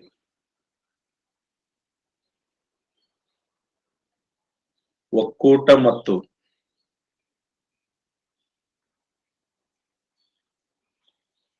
ಅದರ ಭೂಪ್ರದೇಶಗಳು.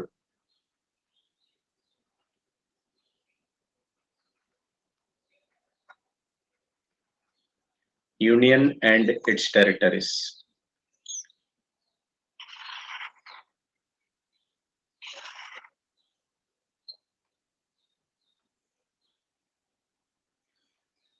Union and its territories.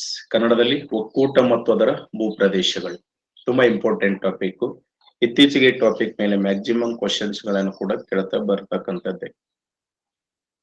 ಇಲ್ಲಿ ಒಕ್ಕೂಟ ಮತ್ತು ಅದರ ಭೂಪ್ರದೇಶಗಳು ಬಂದಾಗ ನಮ್ಮ ಸಂವಿಧಾನದ ಎಷ್ಟನೇ ಭಾಗದಲ್ಲಿ ಅವಕಾಶವಿದೆ ಸ್ನೇಹಿತರೆ? ಒಕ್ಕೂಟ ಮತ್ತು ಅದರ ಭೂಪ್ರದೇಶಗಳು ಭಾಗ ಎಷ್ಟು? ಭಾಗ 1. Very good. ಪಾರ್ಟ್ 1 ಭಾಗ 1. ಹಾಗಿದ್ರೆ ಯಾವ ವಿಧಿಯಿಂದ ಯಾವ ವಿಧಿಗಳು ಒಕ್ಕೂಟ ಮತ್ತು ಅದರ ಭೂಪ್ರದೇಶಗಳಿಗೆ ಸಂಬಂಧಪಟ್ಟಂತೆ ವಿವರಿಸಲ್ಪಡ್ತವೆ? Very good. ವಿಧಿ 1ರಿಂದ 4. ನೋಡಿ, ಸಂವಿಧಾನದ 1ನೇ ಭಾಗದಲ್ಲಿರುವ 1ರಿಂದ 4ರವರೆಗಿನ ವಿಧಿಗಳು ಒಕ್ಕೂಟ ಮತ್ತು ಅದರ ಭೂಪ್ರದೇಶಗಳಿಗೆ ಸಂಬಂಧಪಟ್ಟಂತೆ ವಿವರಿಸಲ್ಪಡ್ತವೆ. ಇಲ್ಲಿ ಒಂದು ಕ್ವಶನ್ ಕೇಳ್ತೇನೆ ನಿಮಗೆ.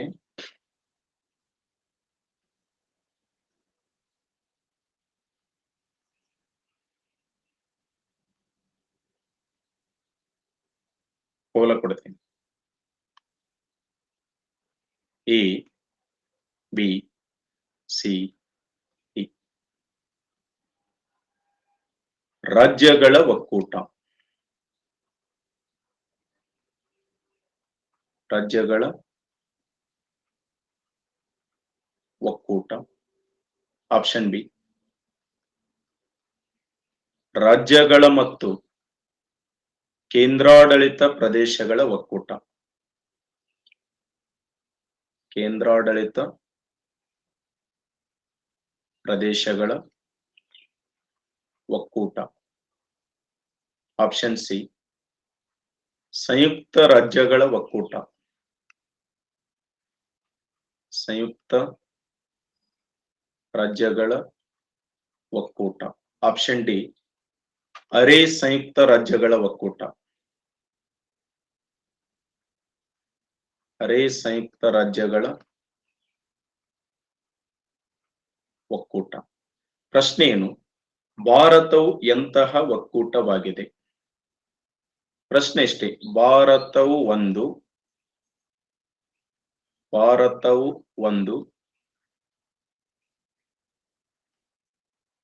ಡ್ಯಾಶ್ ಡ್ಯಾಶ್ ಡ್ಯಾಶ್ ಎಂತ ಒಕ್ಕೂಟ?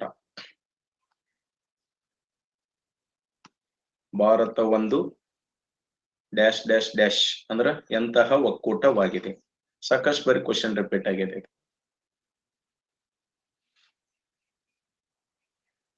ನೋಡಿ ಎಷ್ಟು ಜನ ರಾಂಗ್ ಆನ್ಸರ್ ಮಾಡಿದ್ರಿ. ಅದಕ್ಕೆ ಕೋಚಿಂಗ್ ಯಾಕೆ ಬೇಕನ್ನೋದು ಇದಕ್ಕೆ.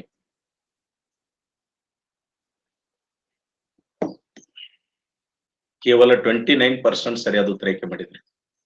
ಶಿವಾನಂದ್ ಅವರು, ಜ್ಯೋತಿ ಅವರು, ಅಯ್ಯಳಪ್ಪ ಅವರು, ಸತೀಶ್ ಅವರು, ಸಂಜಯ್ ಅವರು, ಪ್ರಕಾಶ್ ಅವರು, ಪ್ರವೀಣ್ ಅವರು, ರಂಜಿತ್ ಅವರು, ತುಕಾರಾಮ್ ಅವರು, ಪೂಜಾ ಅವರು.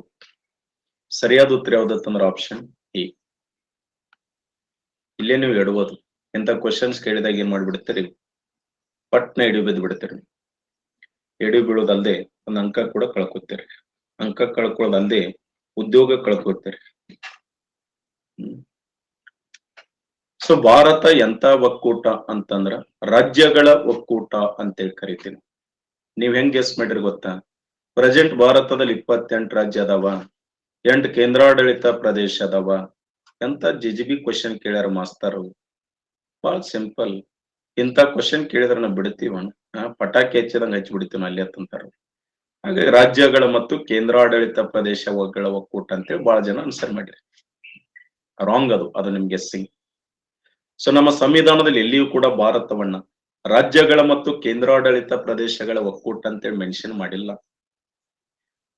ರಾಜ್ಯಗಳ ಒಕ್ಕೂಟ ಅಂತೇಳಿ ಮೆನ್ಷನ್ ಮಾಡ್ಯಾರ. ಮತ್ ಕೇಂದ್ರಾಡಳಿತ ಪ್ರದೇಶ ಅದಾವಲ್ರಿ, ಅದಾವು ಇಲ್ಲಂದವ್ರು ಯಾರು? ಕೇಂದ್ರಾಡಳಿತ ಪ್ರದೇಶಗಳತ್ತಂದ್ರ ಆ ಟೈಟಲ್ ಅಲ್ಲೇ ಮೀನಿಂಗ್ ಅದ. ಕೇಂದ್ರದ ಆಡಳಿತಕ್ಕೊಳಪಟ್ಟ ಪ್ರದೇಶಗಳನ್ನ ಕೇಂದ್ರಾಡಳಿತ ಪ್ರದೇಶಗಳಂತೇಳಿ ಕರಿತೀವಿ. ಅಂದ್ರೆ ಕೇಂದ್ರಾಡಳಿತ ಪ್ರದೇಶಗಳು ನೇರವಾಗಿ ಯಾರ ಆಡಳಿತಕ್ಕೊಳಪಟ್ಟಿರ್ತಾವ? ಕೇಂದ್ರ ಸರ್ಕಾರದ ಆಡಳಿತಕ್ಕೊಳಪಟ್ಟಿರ್ತಾವ, ಕೇಂದ್ರ ಸರ್ಕಾರದ ನಿಯಂತ್ರಣಕ್ಕೊಳಪಟ್ಟಿರ್ತಾವ. ಹಾಗಾಗಿ ನಾವು ಕೇಂದ್ರಾಡಳಿತ ಪ್ರದೇಶಗಳಂತೇಳಿ ಕರಿತೀವಿ. ರಾಜ್ಯಗಳಿಗಿರ್ತಕ್ಕಂಥ ಪವರ್ ಕೇಂದ್ರಾಡಳಿತ ಪ್ರದೇಶಗಳಿಗಿರಲ್ಲ. ಅರ್ಥ? ಹಾಗಾಗಿ ಭಾರತವನ್ನ ಎಂತ ಒಕ್ಕೂಟ ಅಂತೇಳಿ ಕರಿತೀವಿ ನಾವು? ರಾಜ್ಯಗಳ ಒಕ್ಕೂಟ ಅಂತೇಳಿ ಕರಿತೀವಿ. ಹಾಗಂತೇಳಿ ಯಾವ ವಿಧಿಯಲ್ಲಿ ಕರೆದಿವಿ ನಾವು? ರಾಜ್ಯಗಳ ಒಕ್ಕೂಟ ಅಂತೇಳಿ ಯಾವ ವಿಧಿಯಲ್ಲಿ ಕರೆದಿವಿ ನಾವು? Very good. 1ನೇ ವಿಧಿ ಹೇಳತ್ತಂಗಂತ ಆರ್ಟಿಕಲ್ 1. ಓಕೆ, ಅದ್ರಲ್ಲಿ ಫಸ್ಟ್ ಆರ್ಟಿಕಲ್ ವಿಧಿ 1 ಬರ್ರಿ. ವಿಧಿ 1. ಸೊ 1ನೇ ವಿಧಿ ಏನ್ ಹೇಳತ್ತ? ಭಾರತವು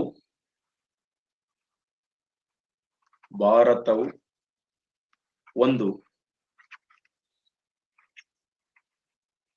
ರಾಜ್ಯಗಳ ಒಕ್ಕೂಟವಾಗಿದ್ದು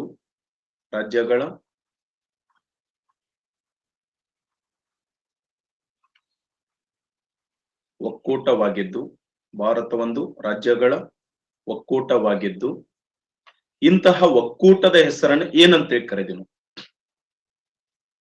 ಆರ್ಟಿಕಲ್ 1 ಹೇಳತ್ತ ಭಾರತ ಒಂದು ರಾಜ್ಯಗಳ ಒಕ್ಕೂಟ ಅಂತ ಹೇಳತ್ತ. ಬಟ್ ಈ ಒಕ್ಕೂಟದ ಹೆಸರನ್ನ ಏನಂತೇಳಿ ಕರೆದಿವಿ ನಾವು? ಭಾರತ ಒಂದು ರಾಜ್ಯಗಳ ಒಕ್ಕೂಟವಾಗಿದ್ದು ಒಕ್ಕೂಟದ ಹೆಸರನ್ನು ಏನಂತೇಳಿ ಕರೆದಿವಿ ನಾವು?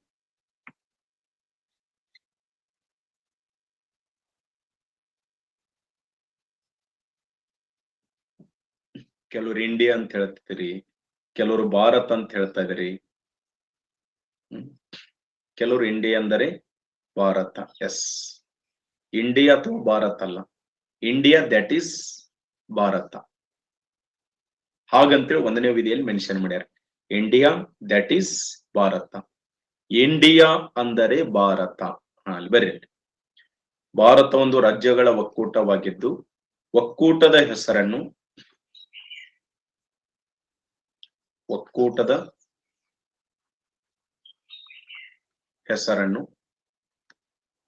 ಇಂಡಿಯಾ ಎಂದರೆ ಭಾರತ. ಇಂಡಿಯಾ ಎಂದರೆ Bharat, India that is Bharat, India ಅಂದರೆ ಭಾರತ ಎಂದು ಕರೆಯಲಾಗಿದೆ. ಯಾವ ವಿಧಿಯಲ್ಲಿ? 1ನೇ ವಿಧಿಯಲ್ಲಿ. ನೋಡಿ, ಭಾರತ ಒಂದು ರಾಜ್ಯಗಳ ಒಕ್ಕೂಟ ಅಂತ ಹೇಳತ್ತ. ಯಾವ ವಿಧಿ? 1ನೇ ವಿಧಿ. ಇಂತಹ ಒಕ್ಕೂಟದ ಹೆಸರನ್ನ ಏನಂತ ಇಡುತ್ತಾರು? ಇಂಡಿಯಾ ಎಂದರೆ ಭಾರತ ಅಂತೇಳಿ ಕರೀತಾರೆ. ಯಾವ ವಿಧಿಯಲ್ಲಿ? 1ನೇ ವಿಧಿಯಲ್ಲಿ. ನಮ್ಮ ಸಂವಿಧಾನ ರಚನಾ ಸಭೆಯಲ್ಲಿ ಸಾಕಷ್ಟು ಚರ್ಚೆಗಳು ನಡೀತಾವ ಸ್ನೇಹಿತರೆ. ಭಾರತ ಅಂದ್ರೆ ಒಕ್ಕೂಟದ ಹೆಸರನ್ನ ಯಾವ ಹೆಸರಿನಿಂದ ಕರೆದರೆ ಸೂಕ್ತ, ಹಾಗಂತೇಳಿ ರಚನಾ ಸಭೆಯಲ್ಲಿ ಸಾಕಷ್ಟು ಚರ್ಚೆಗಳು ನಡೀತಾವ. ಸೊ ರಚನಾ ಸಭೆಯಲ್ಲಿ ಕೆಲವು ರಚನಾಕಾರರು ಹೇಳ್ತಾರೆ ಒಕ್ಕೂಟದ ಹೆಸರನ್ನ ಇಂಡಿಯಾ ಎಂಬ ಹೆಸರಿನಿಂದ ಕರಿಬೇಕು ಅಂತ ಹೇಳ್ತಾರೆ. ರಚನಾ ಸಭೆಯಲ್ಲಿ ಕೆಲವು ರಚನಾಕಾರರು ಹೇಳ್ತಾರೆ ಒಕ್ಕೂಟದ ಹೆಸರನ್ನ ಇಂಡಿಯಾ ಎಂಬ ಹೆಸರಿನಿಂದ ಕರೆದರೆ ಸೂಕ್ತ ಅಂತ ಹೇಳ್ತಾರೆ. ಇನ್ನು ಕೆಲವು ರಚನಾಕಾರರು ಹೇಳ್ತಾರೆ ಒಕ್ಕೂಟದ ಹೆಸರನ್ನ ಭಾರತ ಎಂಬ ಹೆಸರಿನಿಂದ ಕರೆದರೆ ಸೂಕ್ತ ಅಂತ ಹೇಳ್ತಾರೆ. ಕೆಲವು ರಚನಾಕಾರರು ಹೇಳ್ತಾರೆ ಒಕ್ಕೂಟದ ಹೆಸರನ್ನ ಭಾರತ ಎಂಬ ಹೆಸರಿನಿಂದ ಕರೆದರೆ ಸೂಕ್ತ ಅಂತ ಹೇಳ್ತಾರೆ. ಇನ್ನು ಕೆಲವು ರಚನಾಕಾರರು ಹೇಳ್ತಾರೆ ಒಕ್ಕೂಟದ ಹೆಸರನ್ನ ಹಿಂದೂಸ್ತಾನ್ ಎಂಬ ಹೆಸರಿನಿಂದ ಕರೆದರೆ ಸೂಕ್ತ ಅಂತ ಹೇಳ್ತಾರೆ. ಕೆಲವು ರಚನಾಕಾರರು ಹೇಳ್ತಾರೆ ಹಿಂದೂಸ್ತಾನ್ ಎಂಬ ಹೆಸರಿನಿಂದ ಕರೆದರೆ ಸೂಕ್ತ ಅಂತ ಹೇಳ್ತಾರೆ. ಹೀಗೆ ಚರ್ಚೆಗಳು ನಡೀತಾವ. ಕೆಲವು ರಚನಾಕಾರರು ಹೇಳ್ತಾರೆ ಇಂಡಿಯಾ ಎಂಬ ಹೆಸರಿನಿಂದ ಕರಿಬೇಕು, ಕೆಲವು ರಚನಾಕಾರರು ಹೇಳ್ತಾರೆ ಭಾರತ ಎಂಬ ಹೆಸರಿನಿಂದ ಕರಿಬೇಕು, ಇನ್ನು ಕೆಲವು ರಚನಾಕಾರರು ಹೇಳ್ತಾರೆ ಹಿಂದೂಸ್ತಾನ್ ಎಂಬ ಹೆಸರಿನಿಂದ ಕರೆದ್ರ ಸೂಕ್ತ ಅಂತ ಹೇಳ್ತಾರೆ. ಬಟ್ ಅಂತಿಮ ತೀರ್ಮಾನಕ್ಕೆ ಬಂದ್ ಏನ್ ಮಾಡ್ತಾರಂದ್ರ ಇಂಡಿಯಾ ಮತ್ತು ಭಾರತ ಎರಡನ್ನೂ ಸೇರಿಸ್ತಾರೆ.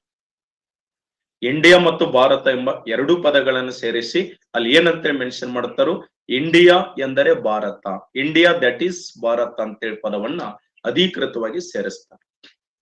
ಅರ್ಥ ಆಯ್ತು.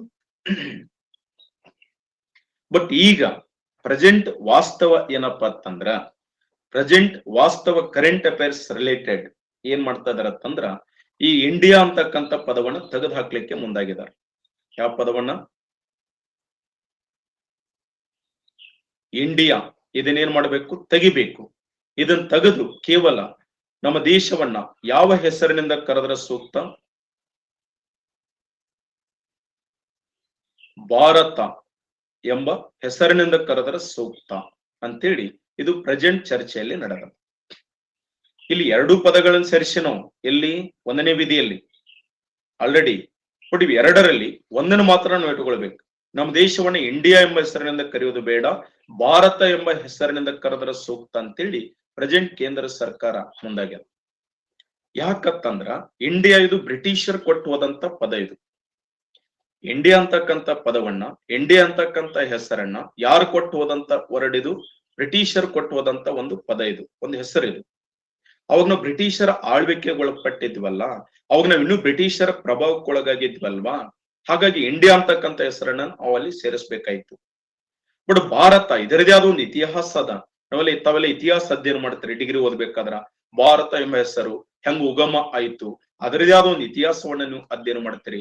ಭಾರತ ಅಂತಕ್ಕಂಥ ಅದರದೇ ಆದ ಒಂದು ಅರ್ಥ ಅದ, ಅರ್ಥ ಆಗಕತ್ತೈತಿ. ಸೊ ಭಾರತ ನಮ್ಮ ಪೂರ್ವಜರು ಬಳಕೆ ಮಾಡ್ಕೊಂಡು ಬಂದಂತ ಒಂದು ಪದ ಇದು.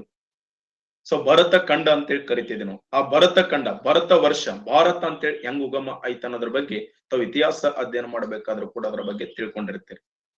ಮಹಾಭಾರತದಲ್ಲಿ ಕೂಡ ಅದ್ರ ಬಗ್ಗೆ ತಿಳ್ಕೊಂಡಿರ್ತೀರಿ. ಸಾಕಷ್ಟು ಅದ್ರ ಬಗ್ಗೆ ನೀವು ಇತಿಹಾಸ ಹಿಸ್ಟ್ರಿ ಅಧ್ಯಯನ ಮಾಡ್ಬೇಕಾದ್ರೆ ತಿಳ್ಕೊಂಡಿರ್ತೀರಿ, ಭಾರತ ಎಂಬ ಪದ ಹೆಂಗ್ ಉಗಮ ಐತಂತೆ. ಹಾಗಾಗಿ ಸೊ ಭಾರತ ಎಂಬ ಹೆಸರಿಂದ ಕರೆದ್ರ ಸಾಕು. ಅಲ್ರಿ ಎರಡೆರಡು ಹೆಸರಿಂದ ಯಾಕೆ ಕರಿಬೇಕಂತ ನಮ್ ದೇಶವನ್ನ? ಕನ್ಫ್ಯೂಷನ್ ಅಲ್ವಾ? ನಾವ್ ವಿದೇಶಕ್ಕೆ ಹೋಗ್ತೀರಿ, ವಿದೇಶಕ್ಕೆ ಹೋದಾಗ ಒಂದು ದೇಶದ ಹೆಸರಿಟ್ಟು ಕರೆದ್ರೆ ಸಾಕಮ್ಮ. ಎರಡೆರಡು ಹೆಸರು ಇಟ್ಕೊಂಡು ಕನ್ಫ್ಯೂಷನ್ ಆಗೋದು ಬೇಡ, ಒಂದ್ ಹೆಸರು ಸಾಕಪ್ಪ ನಮ್ಗೆ. ಸೊ ಭಾರತ ಎಂಬ ಹೆಸರಿನಿಂದ ಕರೆದ್ರೆ ಸಾಕಲ್ವಾ? ಅದು ನಾವು ಇಟ್ಕೊಂಡಂತ ಒಂದು ಪದ ಅಲ್ವಾ? ಇಂಡಿಯಾ ಅಂತಕ್ಕಂಥದ್ದು ಬ್ರಿಟಿಷರ್ ಕೊಟ್ಟೋದಂತ ಪದ ಅಲ್ವಾ? ಅವ್ರು ಕೊಟ್ಟೋದಂತ ಹೆಸರಲ್ವಾ? ಹಾಗಾಗಿ ಭಾರತ ಎಂಬ ಹೆಸರಿನಿಂದ ಕರೆದ್ರೆ ಸೂಕ್ತ ಅಂತೇಳಿ ಕೇಂದ್ರ ಸರ್ಕಾರ ಇಂಡಿಯಾ ಅನ್ನೋ ಪದವನ್ನ ತೆಗೆದಾಕ್ಲಿಕ್ಕೆ ಮುಂದಾಗ್ಯದ. ಬಟ್ ಇನ್ನೂ ತೆಗೆದಾಕಿಲ್ಲ. ಇನ್ನೂ ಅಧಿಕೃತವಾಗಿ ಒಂದನೇ ವಿಧಿಯಲ್ಲಿ ಇಂಡಿಯಾ ಅಂದರೆ ಭಾರತ ಅಂತ ಐತಿ. ಇನ್ನು ಇಂಡಿಯಾ ಅಂತಕ್ಕಂಥ ಪದವನ್ನ ಅಧಿಕೃತವಾಗಿ ತೆಗೆದಾಕಿಲ್ಲ. ಅದರ ಪ್ರೊಸೀಜರ್ ಅಂದ್ರ ಅದರ ಬಗ್ಗೆ ಸ್ಟಡಿ ನಡೆದ. ಸದ್ಯಕ್ಕೆ ಆಲ್ಮೋಸ್ಟ್ ಭಾರತದ ಪ್ರಧಾನಮಂತ್ರಿಯವರು ವಿದೇಶಕ್ಕೆ ಹೋಗ್ಬೇಕಾದ್ರ, ವಿದೇಶಕ್ಕೆ ಹೋದಾಗ ಅಲ್ಲಿ ಅವ್ರ ಮುಂದ್ಗಡೆ ನೇಮ್ ಪ್ಲೇಟ್ ಇಟ್ಕೊಂಡಿರ್ತಾರೆ. ಮೊದಲು ಪ್ರೈಮ್ ಮಿನಿಸ್ಟರ್ ಆಫ್ ಇಂಡಿಯಾ ಅಂತಕ್ಕಂಥ ನೇಮ್ ಪ್ಲೇಟ್ ಇರ್ತಿತ್ತು. ನೀವು ಅಬ್ಸರ್ವ್ ಮಾಡಿರಲು ಗೊತ್ತಿಲ್ಲ. ಬಟ್ ರೀಸೆಂಟ್ಲಿ ಇತ್ತೀಚೆಗೆ ಪ್ರಧಾನಮಂತ್ರಿ ಅವರು ಎಲ್ಲೇ ಭೇಟಿ ಕೊಟ್ಟರು ಕೂಡ ಅಲ್ಲಿ ಕುಂತಾಗ ಅವ್ರ ಮುಂದೆ ನೇಮ್ ಪ್ಲೇಟ್ ಏನಿರತ್ತಂದ್ರ ಪ್ರೈಮ್ ಮಿನಿಸ್ಟರ್ ಆಫ್ ಭಾರತ್ ಅಂತ ಹೇಳ್ಯಾರ. ನೀವು ಅಬ್ಸರ್ವ್ ಮಾಡ್ರಿ. G20 ಶೃಂಗಸಭೆ ಅಲ್ಲಿ ಕೂಡ ನಡೆದಾಗ್ಲು ಅವಾಗ್ಲೂ ಕೂಡ ಪ್ರೈಮ್ ಮಿನಿಸ್ಟರ್ ಆಫ್ ಭಾರತ್ ಅಂತ ಹೆಸರು ಇಟ್ಕೊಂಡಿದ್ರು. ಇದಕ್ಕೂ ಮೊದಲು ಪ್ರೈಮ್ ಮಿನಿಸ್ಟರ್ ಆಫ್ ಇಂಡಿಯಾ ಅಂತಕ್ಕಂಥ ಬೋರ್ಡ್ ಇರ್ತಿತ್ತು, ನೆನಪಿರಲಿ. ಈಗ ಏನಿದ್ರು ನೀವು ಪ್ರಧಾನಮಂತ್ರಿ ಎಲ್ಲೇ ಹೋಗ್ಲಿ ಅವ್ರು ಅಬ್ಸರ್ವ್ ಮಾಡ್ರಿ, ಪ್ರೈಮ್ ಮಿನಿಸ್ಟರ್ ಆಫ್ ಇಂಡಿಯಾ ಅಂತಕ್ಕಂಥ ನೇಮ್ ಪ್ಲೇಟ್ ಇಟ್ಕೊಳ್ಳಲ್ಲ ಅವ್ರು. ಪ್ರೈಮ್ ಮಿನಿಸ್ಟರ್ ಆಫ್ ಭಾರತ್ ಅಂತ ನೇಮ್ ಪ್ಲೇಟ್ ಯೂಸ್ ಮಾಡಕತ್ತಾರ ಅವ್ರು. ನೀವು ಅಬ್ಸರ್ವ್ ಮಾಡ್ರಿ ಬೇಕಾದ್ರೆ. ಇದರ ಅರ್ಥ ಇಂಡಿಯಾ ಅಂತಕ್ಕಂಥ ಪದವನ್ನು ತೆಗೆದಾಕ್ತಾರೆ ಅಂತ ಅದರ ಅರ್ಥ. ಸದ್ಯದಲ್ಲಿ ತೆಗೆದಾಕ್ತಾರೆ. ಇದನ್ನ ತೆಗೆದಾಕಿದ ನಂತರ ನೇಮ್ಗಳೆಲ್ಲ ಚೇಂಜ್ ಆಗ್ತಾವ.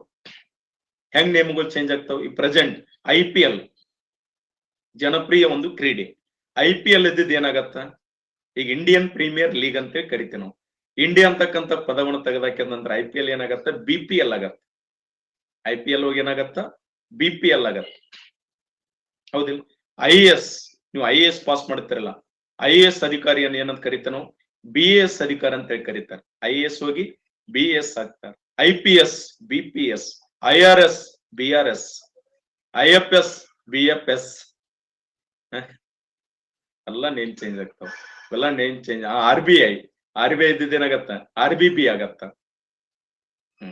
ಎಲ್ಲ ನೇಮ್ ಪ್ಲೇಟ್ಗಳು ಚೇಂಜ್ ಆಗ್ಬೇಕಾಗತ್ತ. ಹಾಗಾಗಿ ಸ್ವಲ್ಪ ಸಮಯವನ್ನ ತೆಗೆದುಕೊಳ್ತಾರೆ. ಇದಕ್ ಪೂರ್ವ ಸಿದ್ಧತೆ ಎಲ್ಲ ರೆಡಿ ಮಾಡ್ಕೊಂಡೇ ತೆಗೆದಾಕ್ತಾರ.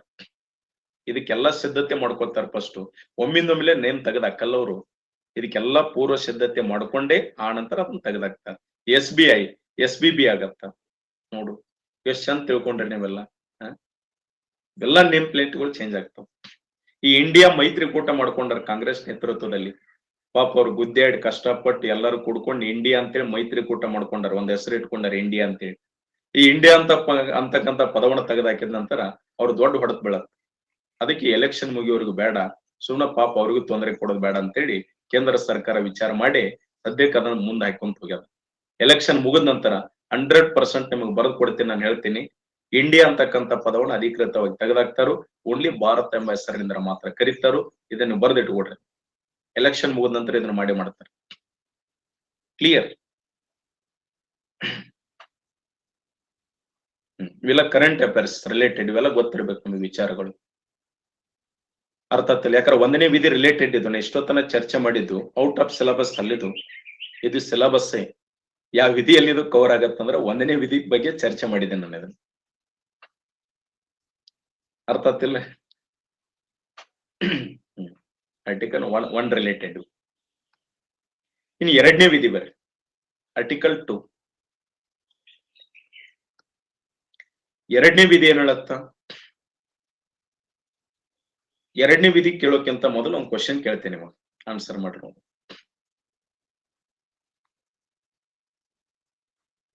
ಎ, ಬಿ, ವಿಧಿ 4. ನೋಡಿ, ಜೈ ಕಾಂಗ್ರೆಸ್ ಅಂತ ರಾಜಕೀಯ ಮಾಡಕತ್ತಾರ. ಬಡಿಗೆ ತಗೋಬೇಕ ನಿಮಗೆ? ನಿಮ್ಮ ಬರೀ ಎಲ್ಲಾದ್ರೂ ರಾಜಕೀಯ ಮಾಡ್ಕೊಂತ ಹೋಗುದು. ರಾಜ್ಯಶಾಸ್ತ್ರದ ವಿದ್ಯಾರ್ಥಿಗಳು ಇಲ್ಲಿ ಒಳ್ಳೆ ರಾಜ್ಯಶಾಸ್ತ್ರ ಸ್ಟಡಿ ಮಾಡ್ಬೇಕು. ಯಾವ್ದು ಒಳ್ಳೇದು ಯಾವ್ದು ಕೆಟ್ಟದ್ದು ಅದನ್ನು ವಿಚಾರ ಮಾಡ್ಬೇಕಷ್ಟೇ ನಾವಿಲ್ಲಿ.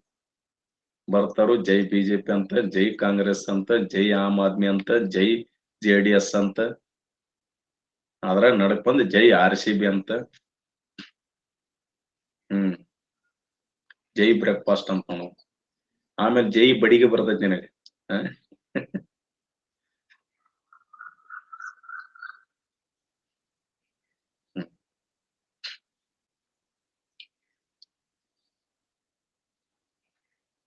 ಯಾವ ಜೈ ಬಾದಾಮಿ ಅಂತ ನಾವು. ಪ್ರಶ್ನೆ ಏನಪ್ಪಾ ಅಂತಂದ್ರ, ಇತ್ತೀಚೆಗೆ ಆಂಧ್ರ ಪ್ರದೇಶದಿಂದ ಪುನರ್ವಿಂಗಡಣೆ ಹೊಂದಿ ತೆಲಂಗಾಣ ಹೊಸ ರಾಜ್ಯವಾಗಿ ಅಸ್ತಿತ್ವಕ್ಕೆ ಬಂತು. ಇದು ಭಾರತ ಸಂವಿಧಾನದ ಯಾವ ವಿಧಿಯ ಪ್ರಕಾರ?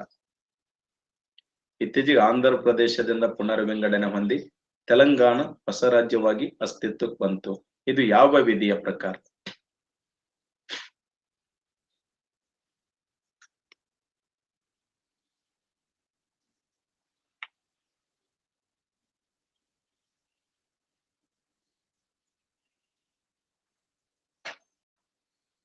%32 ಸರಿಯಾದ ಉತ್ತರ ಆಯ್ಕೆ ಮಾಡಿದ್ರಿ. ನೋಡಿ ಹೆಂಗೆ ಎಡುತ್ತೀರಿ ನೀವು ಎಲ್ಲಿ ಎಡುತ್ತೀರತ್ ನಾನು ಮೊದಲೇ ಗೊತ್ತಿರತೈತಿ. ಹಯ್ಯಾಳಪ್ಪ ಅವರು, ಸತೀಶ್ ಅವರು, ಸಂಜಯ್. ಇಲ್ಲಿ ಸರಿಯಾದ ಉತ್ತರ ಯಾವ್ದತ್ತಂದ್ರ ಆಪ್ಷನ್ ಸಿ, 3ನೇ ವಿಧಿ. ಲೀಡರ್ ಬೋರ್ಡ್ ಒಳಗೆ ನಿಮ್ಮ ಹೆಸರು ಬಂದಾಗ ಖುಷಿ ಆಗತ್ತ, ದುಃಖ ಆಗತ್ತ?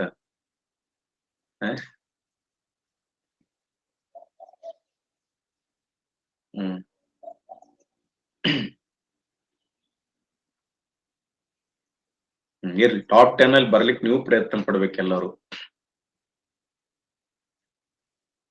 Full happy? Are you happy? Are you khush? Are you bindaas? Yeah ಅನ್ಬೇಕು. ಓಕೆ, ಇಲ್ಲಿ ಯಾವ್ದು ಸರಿ ಉತ್ತರ ಅಂತಂದ್ರ ಆರ್ಟಿಕಲ್ 3, ವಿಧಿ 3.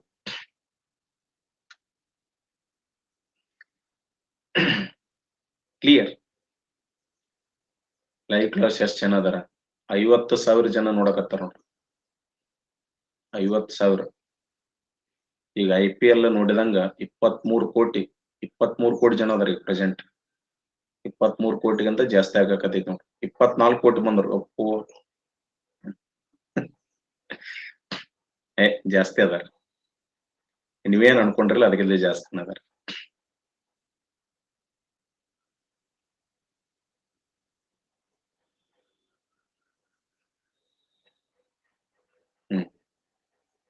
ಓಕೆ, ಈ ಕಮೆಂಟ್ ಬಾಕ್ಸ್ ಆಫ್ ಮಾಡ್ತೀನಿ, ಸುಮ್ ಕೇಳ್ರಿ.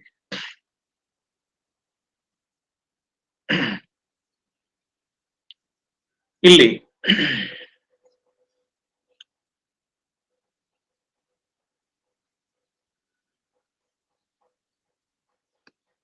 ಆರ್ಟಿಕಲ್ 2 ವಿಧಿ 2 ಏನ್ ಹೇಳತ್ತಂದ್ರ,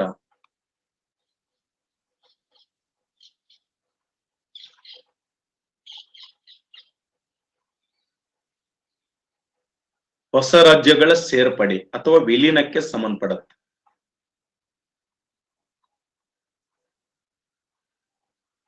ಹೊಸ ರಾಜ್ಯಗಳ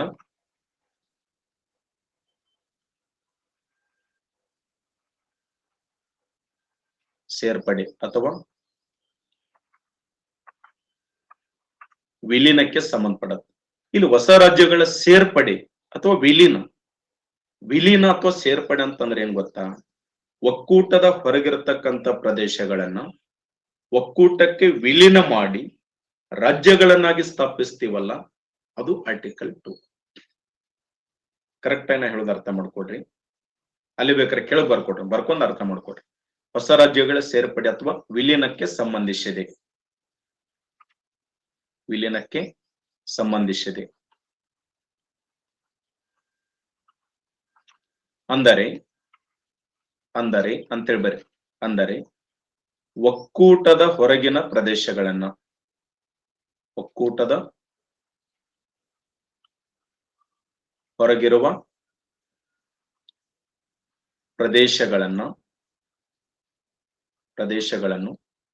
ಭಾರತದ ಒಕ್ಕೂಟಕ್ಕೆ ವಿಲೀನ ಮಾಡಿ, ಭಾರತದ ಒಕ್ಕೂಟಕ್ಕೆ ವಿಲೀನ ಮಾಡಿ, ಭಾರತದ ಒಕ್ಕೂಟಕ್ಕೆ ವಿಲೀನ ಮಾಡಿ ಹೊಸ ರಾಜ್ಯಗಳನ್ನಾಗಿ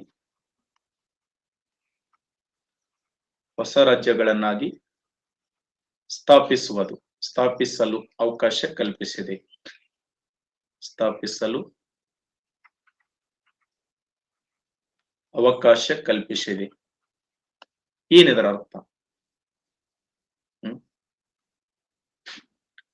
ಆರ್ಟಿಕಲ್ 2 ಏನ್ ಹೇಳತ್ತಂದ್ರ, ಹೊಸ ರಾಜ್ಯಗಳ ಸೇರ್ಪಡೆ ಅಂದ್ರ ವಿಲೀನ, ಎರಡು ಒಂದೇ. ಅಂದ್ರೆ ಒಕ್ಕೂಟದ ಹೊರಗಿರತಕ್ಕಂತ ಪ್ರದೇಶಗಳನ್ನ ಭಾರತದ ಒಕ್ಕೂಟಕ್ಕೆ ವಿಲೀನ ಮಾಡಬೇಕು. ಭಾರತದ ಒಕ್ಕೂಟಕ್ಕೆ ವಿಲೀನ ಮಾಡಿ ಅವುಗಳನ್ನ ಹೊಸ ರಾಜ್ಯಗಳನ್ನಾಗಿ ಸ್ಥಾಪಿಸುವುದು. ಇದು ಯಾವ ವಿಧಿ ಪ್ರಕಾರ ಅಂತಂದ್ರ ಆರ್ಟಿಕಲ್ 2. ಫಾರ್ ಎಕ್ಸಾಂಪಲ್ ಹೇಳ್ಬೇಕಂತಂದ್ರ, ಪೋರ್ಚುಗೀಸರ ವಶದಲ್ಲಿರ್ತಕ್ಕಂಥ ಗೋವಾ 1961ರಲ್ಲಿ ಏನಾಯ್ತು? ಭಾರತದ ಒಕ್ಕೂಟಕ್ಕೆ ವಿಲೀನ ಆಯಿತು. 1961ರಲ್ಲಿ ಪೋರ್ಚುಗೀಸರ ವಶದಲ್ಲಿರ್ತಕ್ಕಂಥ ಗೋವಾ ಭಾರತದ ಒಕ್ಕೂಟಕ್ಕೆ ವಿಲೀನ ಆಯಿತು. ಮೊದಲದನ್ನು ಕೇಂದ್ರಾಡಳಿತ ಪ್ರದೇಶವನ್ನಾಗಿ ಸ್ಥಾಪಿಸಿ, ಆಮೇಲೆ 1987 ಮೇ 30ನೇ ತಾರೀಕು, ಮೇ 30, 1987ರಲ್ಲಿ ಗೋವಾಕ್ಕೆ ರಾಜ್ಯದ ಸ್ಥಾನಮಾನ ಕೊಡುತ್ತಾರೆ. ಹೌದಾ? Yes sir. 1961ರಲ್ಲಿ ಪೋರ್ಚುಗೀಸರ ವಶದಲ್ಲಿರತಕ್ಕಂತ ಗೋವಾ ಭಾರತದ ಒಕ್ಕೂಟಕ್ಕೆ ವಿಲೀನ ಮಾಡುತ್ತಾರೆ. ಭಾರತದ ಒಕ್ಕೂಟಕ್ಕೆ ವಿಲೀನ ಮಾಡಿ ಮೊದಲದನ್ನ ಏನ್ ಮಾಡ್ತಾರೆ? ಕೇಂದ್ರಾಡಳಿತ ಪ್ರದೇಶವನ್ನಾಗಿ ಸ್ಥಾಪಿಸ್ತಾರೆ. ಕೇಂದ್ರಾಡಳಿತ ಪ್ರದೇಶವನ್ನಾಗಿ ಸ್ಥಾಪಿಸಿ ಮುಂದದಕ್ಕೆ ಮೇ 30, 1987ರಲ್ಲಿ ರಾಜ್ಯದ ಸ್ಥಾನಮಾನ ಕೊಡುತ್ತಾರೆ. ಇದು ಆರ್ಟಿಕಲ್ 2. ಇದು ಅಂದ್ರೆ ಒಕ್ಕೂಟದ ಹೊರಗಿತ್ತು ತಾನೆ ಗೋವಾ, ಒಕ್ಕೂಟಕ್ಕೆ ವಿಲೀನ ಮಾಡ್ತಾರ ತಾನೆ. ಇದನ್ನ ಒಕ್ಕೂಟಕ್ಕೆ ವಿಲೀನ ಮಾಡಿ ಕೇಂದ್ರಾಡಳಿತ ಪ್ರದೇಶವನ್ನಾಗಿ ಸ್ಥಾಪಿಸ್ತಾರ, ಆಮೇಲೆ ರಾಜ್ಯದ ಸ್ಥಾನಮಾನ ಕೊಡ್ತಾರ. ಇದು ಆರ್ಟಿಕಲ್ 2. ಅದರಂತೆ 1954ರಲ್ಲಿ ಫ್ರೆಂಚರ ವಶದಲ್ಲಿರ್ತಕ್ಕಂಥ, ಯಾವುದು? ಫ್ರೆಂಚರ ವಶದಲ್ಲಿರ್ತಕ್ಕಂಥ ಪಾಂಡಿಚೇರಿ ಇದು ಭಾರತದ ಒಕ್ಕೂಟಕ್ಕೆ ಸೇರಲಿಲ್ವಾ? 1954ರಲ್ಲಿ ಫ್ರೆಂಚರ ವಶದಲ್ಲಿರ್ತಕ್ಕಂಥ ಪಾಂಡಿಚೇರಿ ಭಾರತದ ಒಕ್ಕೂಟಕ್ಕೆ ವಿಲೀನ ಆಗತ್ತ. ಇದಕ್ಕೆ ಕೇಂದ್ರಾಡಳಿತ ಪ್ರದೇಶದ ಸ್ಥಾನಮಾನ ಕೊಡ್ಲಿಲ್ವಾ? ಯೂನಿಯನ್ ಟೆರಿಟರಿ ಕೇಂದ್ರಾಡಳಿತ ಪ್ರದೇಶವನ್ನಾಗಿ ಸ್ಥಾಪಿಸ್ಲಿಲ್ವಾ? ಹೀಗೆ ಒಕ್ಕೂಟದ ಹೊರಗಿರತಕ್ಕಂತ ಪ್ರದೇಶಗಳನ್ನ ಒಕ್ಕೂಟಕ್ಕೆ ವಿಲೀನ ಮಾಡಿ ಅವುಗಳನ್ನ ರಾಜ್ಯಗಳನ್ನಾಗಿ ಅಥವಾ ಕೇಂದ್ರಾಡಳಿತ ಪ್ರದೇಶಗಳನ್ನಾಗಿ ಸ್ಥಾಪಿಸ್ತೀವಲ್ಲ, ಅದು ಯಾವ ವಿಧಿ ಪ್ರಕಾರ ಅಂತಂದ್ರ ಎರಡನೇ ವಿಧಿಯ ಪ್ರಕಾರ. ಅರ್ಥ ಆಯ್ತು? 1974ರಲ್ಲಿ ಸ್ವತಂತ್ರ ಸಂಸ್ಥಾನವಾಗಿದ್ದ ಸಿಕ್ಕಿಂ ಅನ್ನ ಭಾರತದ ಒಕ್ಕೂಟಕ್ಕೆ ಸೇರಿಸ್ತಾರೆ. ಸಿಕ್ಕಿಂ ಅನ್ನ ಭಾರತದ ಒಕ್ಕೂಟಕ್ಕೆ ಸೇರಿಸಿ 1975ರಲ್ಲಿ ಅದಕ್ಕೆ ರಾಜ್ಯದ ಸ್ಥಾನಮಾನ ಕಲ್ಪಿಸ್ಲಿಲ್ವಾ ಸಿಕ್ಕಿಂಗೆ? 1974ರಲ್ಲಿ ಸ್ವತಂತ್ರ ಸಂಸ್ಥಾನವಾಗಿದ್ದ ಸಿಕ್ಕಿಂ ಅನ್ನ ಭಾರತದ ಒಕ್ಕೂಟಕ್ಕೆ ವಿಲೀನ ಮಾಡಿ ನಂತರ 1975ರಲ್ಲಿ ಅದಕ್ಕೆ ರಾಜ್ಯದ ಸ್ಥಾನಮಾನ ಕೊಡ್ಲಿಲ್ವಾ? ಅರ್ಥ ಆಯ್ತಿಲ್ಲ? ಹೀಗೆ ಇದಕ್ಕೇನಂತೇಳಿ ಕರಿತೀವಿ ನಾವು? ಆರ್ಟಿಕಲ್ 2 ಇದು. ಅರ್ಥ ಆಯ್ತಲ್ಲ? ಆರ್ಟಿಕಲ್ 2 ಏನನ್ನೋದು ಒಕ್ಕೂಟದ ಹೊರಗಿರ್ತಕ್ಕಂಥ ಪ್ರದೇಶಗಳನ್ನ ಭಾರತದ ಒಕ್ಕೂಟಕ್ಕೆ ವಿಲೀನ ಮಾಡಿ ರಾಜ್ಯಗಳನ್ನಾಗಿ ಅಥವಾ ಕೇಂದ್ರಾಡಳಿತ ಪ್ರದೇಶಗಳನ್ನಾಗಿ ಸ್ಥಾಪಿಸ್ತೀವಲ್ಲ, ಅದು ಯಾವ ವಿಧಿಯ ಪ್ರಕಾರ ಅಂತಂದ್ರ ಎರಡನೇ ವಿಧಿಯ ಪ್ರಕಾರ. ಅದೇ ಅದನ್ನೇ ಇದನ್ನ ಎಕ್ಸ್ಪ್ಲೇನ್ ಮಾಡಕ್ಕೆ ನಾವು ರಿಪೀಟ್ ಅದನ್ನ ಕರೆಕ್ಟ್ ಆಗಿ ಕೇಳಿಸ್ಕೊಡ್ರಿ. ಮೊದಲು ವಿಧಿ 2 ಏನ್ ಹೇಳತ್ತ? ಹೊಸ ರಾಜ್ಯಗಳ ಸೇರ್ಪಡೆ ಅಥವಾ ವಿಲೀನಕ್ಕೆ ಸಂಬಂಧಪಡುತ್ತೆ. ಸೇರ್ಪಡೆ ಅಥವಾ ವಿಲೀನ ಅಂದ್ರೆ ಗೊತ್ತಾಗತ್ತಿಲ್ಲ. ಒಕ್ಕೂಟದ ಹೊರಗಿರ್ತಕ್ಕಂಥ ಪ್ರದೇಶಗಳನ್ನು ಒಕ್ಕೂಟಕ್ಕೆ ಸೇರಿಸ್ತೀವಿಲ್ಲ, ಅದಕ್ಕೆ ವಿಲೀನ ಅಂತಾರೆ. ವಿಲೀನ ಮಾಡಿ ಅವುಗಳನ್ನ ರಾಜ್ಯಗಳನ್ನಾಗಿ ಅಥವಾ ಕೇಂದ್ರಾಡಳಿತ ಪ್ರದೇಶಗಳನ್ನಾಗಿ ಸ್ಥಾಪಿಸ್ತೀವಲ್ಲ, ಅದು ಯಾವ ವಿಧಿ ಅಂತಂದ್ರೆ ಎರಡನೇ ವಿಧಿ.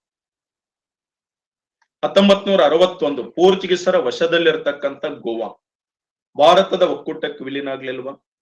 ವಿಲೀನ ಆದ ನಂತರ ಅದಕ್ಕೆ ರಾಜ್ಯದ ಕೇಂದ್ರಾಡಳಿತ ಪ್ರದೇಶದ ಸ್ಥಾನಮಾನ ಕೊಟ್ಟಿವ. ಮೊದಲು 1961 ಗೋವಾ ಒಕ್ಕೂಟಕ್ಕೆ ವಿಲೀನ ಆಯ್ತು. 1962ರಾಗ ಇದು ಕೇಂದ್ರಾಡಳಿತ ಪ್ರದೇಶವನ್ನಾಗಿ ಸ್ಥಾಪಿಸ್ತಾರೆ. ಮುಂದೆ 1987 ಮೇ 30 ಗೋವಾ ಏನಾಯ್ತು? ರಾಜ್ಯದ ಸ್ಥಾನಮಾನ ಪಡಿತಿಲ್ಲ. ಹಂಗ 1954 ಫ್ರೆಂಚರ ವಶದಲ್ಲಿದ್ದ ಪಾಂಡಿಚೇರಿ ಒಕ್ಕೂಟಕ್ಕೆ ವಿಲೀನ ಆಯ್ತಾ? ಪಾಂಡಿಚೇರಿ ಕೇಂದ್ರಾಡಳಿತ ಪ್ರದೇಶವನ್ನಾಗಿ ಸ್ಥಾಪಿಸ್ಲಿಲ್ವಾ? ಅದರಂತೆ ಸ್ವತಂತ್ರ ಸಂಸ್ಥಾನವಾಗಿದ್ದ ಸಿಕ್ಕಿಂ 1974 ಭಾರತದ ಆಡಳಿತಕ್ಕೊಳಪಡತ್ತ. 1975 ಸಿಕ್ಕಿಂಗೆ ರಾಜ್ಯದ ಸ್ಥಾನಮಾನ ಕೊಟ್ಟರು. ಅರ್ಥ ಆಯ್ತು ಈಗ? ಇದು ಆರ್ಟಿಕಲ್ 2. ಇನ್ನು ಆರ್ಟಿಕಲ್ 3 ಏನು? ಮೂರನೇ ವಿಧಿ ಏನ್ ಹೇಳತ್ತ? ಭಾರತದ ಒಕ್ಕೂಟದೊಳಗ ರಾಜ್ಯಗಳ ಅಥವಾ ಪ್ರದೇಶಗಳ ಪುನರ್ವಿಂಗಡಣೆ ಮಾಡಿ ಹೊಸ ಹೊಸ ರಾಜ್ಯಗಳನ್ನ ರಚಿಸ್ತಲ್ಲ, ಅದು ಆರ್ಟಿಕಲ್ 3. ದೀವ್ ದಮನ್ ಗೋವಾ ಒಂದೇ ಕೇಂದ್ರಾಡಳಿತ ಪ್ರದೇಶ ಅಲ್ರಿ. ದೀವ್ ದಮನ್ ಗೋವಾ ಮೊದಲು ಒಂದೇ ಕೇಂದ್ರಾಡಳಿತ ಪ್ರದೇಶ ಮಾಡಿದ್ರಿ ಅವಾಗ 1962ರಾಗ. ಬಟ್ 1987ರಾಗ ಗೋವಾಕ್ ರಾಜ್ಯದ ಸ್ಥಾನಮಾನ ಕೊಟ್ಟು ದೀವ್ ದಮನ್ ಅನ್ನ ಕೇಂದ್ರಾಡಳಿತ ಪ್ರದೇಶವನ್ನಾಗಿ ಉಳಿಸ್ತಾರೆ. ಮೊದಲು ಎರಡು ಒಂದೇ ಇದ್ದು, ಬಟ್ 1987 ಡಿವೈಡ್ ಆಗ್ತಾವ. ಗೋವಾಕ್ ರಾಜ್ಯದ ಸ್ಥಾನಮಾನ ಕೊಟ್ಟು ದೀವ್ ದಮನ್ ಅನ್ನ ಕೇಂದ್ರಾಡಳಿತ ಪ್ರದೇಶವನ್ನಾಗಿ ಉಳಿಸ್ತಾರೆ. ಓಕೆ, 1962 ಒಳಗ ಗೋವಾ ದೀವ್ ದಮನ್ ಒಂದೇ ಕೇಂದ್ರಾಡಳಿತ ಪ್ರದೇಶ ಇತ್ತು. ಹೋಗ್ತಾ ಹೋಗ್ತಾ ಎಲ್ಲಾನು ಗೊತ್ತಾಗ್ತೈತಿ. ಇನ್ನು ಆರ್ಟಿಕಲ್ 3 ಏನ್ ಹೇಳತ್ತ? ಮೂರನೇ ವಿಧಿ ಬರ್ರಿ. ಆರ್ಟಿಕಲ್ 3 ಬರ್ರಿ. 3 ಒಂದ್ ಹೇಳಿ ಮುಗಿಸ್ಬಿಡ್ತೀನಿ. Don't worry. ಆರ್ಟಿಕಲ್ 3 ಇದೊಂದು ಕಂಪ್ಲೀಟ್ ಮಾಡ್ಕೊಂಡ್ಬಿಡ್ರಿ, ಯಾಕಂದ್ರೆ ಒಂದು ಕಾನ್ಸೆಪ್ಟ್ ಕ್ಲಿಯರ್ ಆಗ್ಬೇಕಲ್ಲಿ. ವಿಧಿ 3 ವಿಧಿ 3 ಬರೋದು ಅದ್ರ ಮುಂದೆ ಬರ್ರಿ. ಸಂಸತ್ತು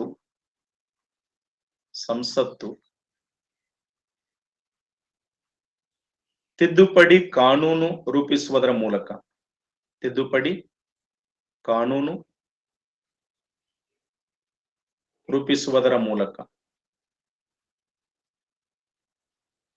ಸಂಸತ್ತು ತಿದ್ದುಪಡಿ ಕಾನೂನು ರೂಪಿಸುವುದರ ಮೂಲಕ ಈ ಕೆಳಗಿನ ಅಧಿಕಾರ ಹೊಂದಿರುತ್ತದೆ ಅಂತೇಳಿ ಬರ್ರಿ. ಈ ಕೆಳಗಿನ ಅಧಿಕಾರ ಹೊಂದಿರುತ್ತದೆ. ಸಂಸತ್ತು ತಿದ್ದುಪಡಿ ಕಾನೂನು ರೂಪಿಸುವುದರ ಮೂಲಕ ಈ ಕೆಳಗಿನ ಅಧಿಕಾರ ಹೊಂದಿರುತ್ತದೆ. ಬರದ್ರಿ, ಅದರಲ್ಲಿ ಫಸ್ಟ್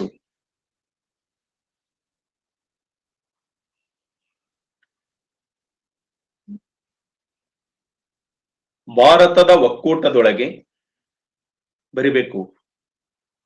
ಭಾರತದ ಒಕ್ಕೂಟದೊಳಗೆ ರಾಜ್ಯಗಳ ಅಥವಾ ಪ್ರದೇಶಗಳ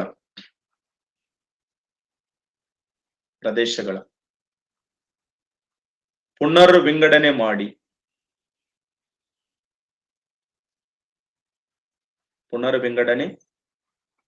ಮಾಡಿ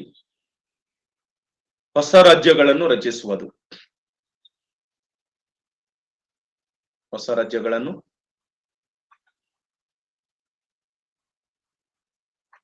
ರಚಿಸುವುದು.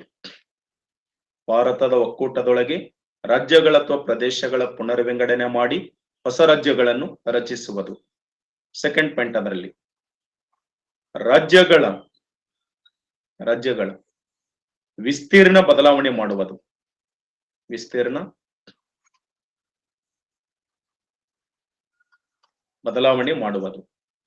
ಥರ್ಡ್ ಪಾಯಿಂಟ್, ಅದರಲ್ಲಿ ರಾಜ್ಯಗಳ ಗಡಿ ಬದಲಾವಣೆ ಮಾಡುವುದು.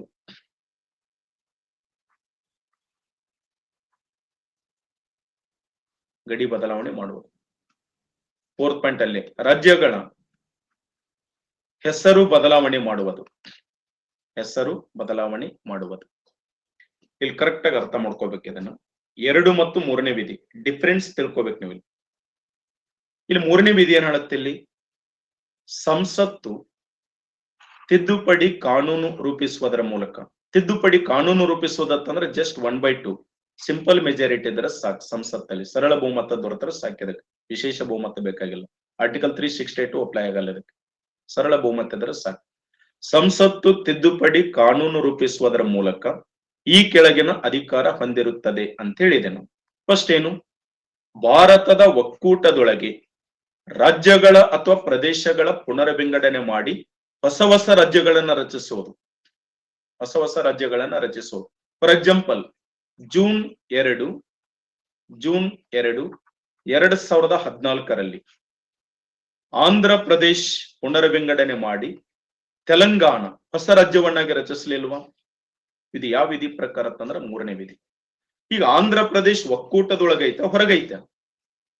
ಏನ್ ಹೇಳಿನಿ, ಭಾರತದ ಒಕ್ಕೂಟದೊಳಗೆ ರಾಜ್ಯಗಳ ಅಥವಾ ಪ್ರದೇಶಗಳ ಪುನರ್ ವಿಂಗಡಣೆ ಮಾಡಿ ಹೊಸ ರಾಜ್ಯಗಳನ್ನ ರಚಿಸೋದು. ಈಗ ಆಂಧ್ರ ಪ್ರದೇಶ್ ಭಾರತದ ಒಕ್ಕೂಟದೊಳಗೈತ?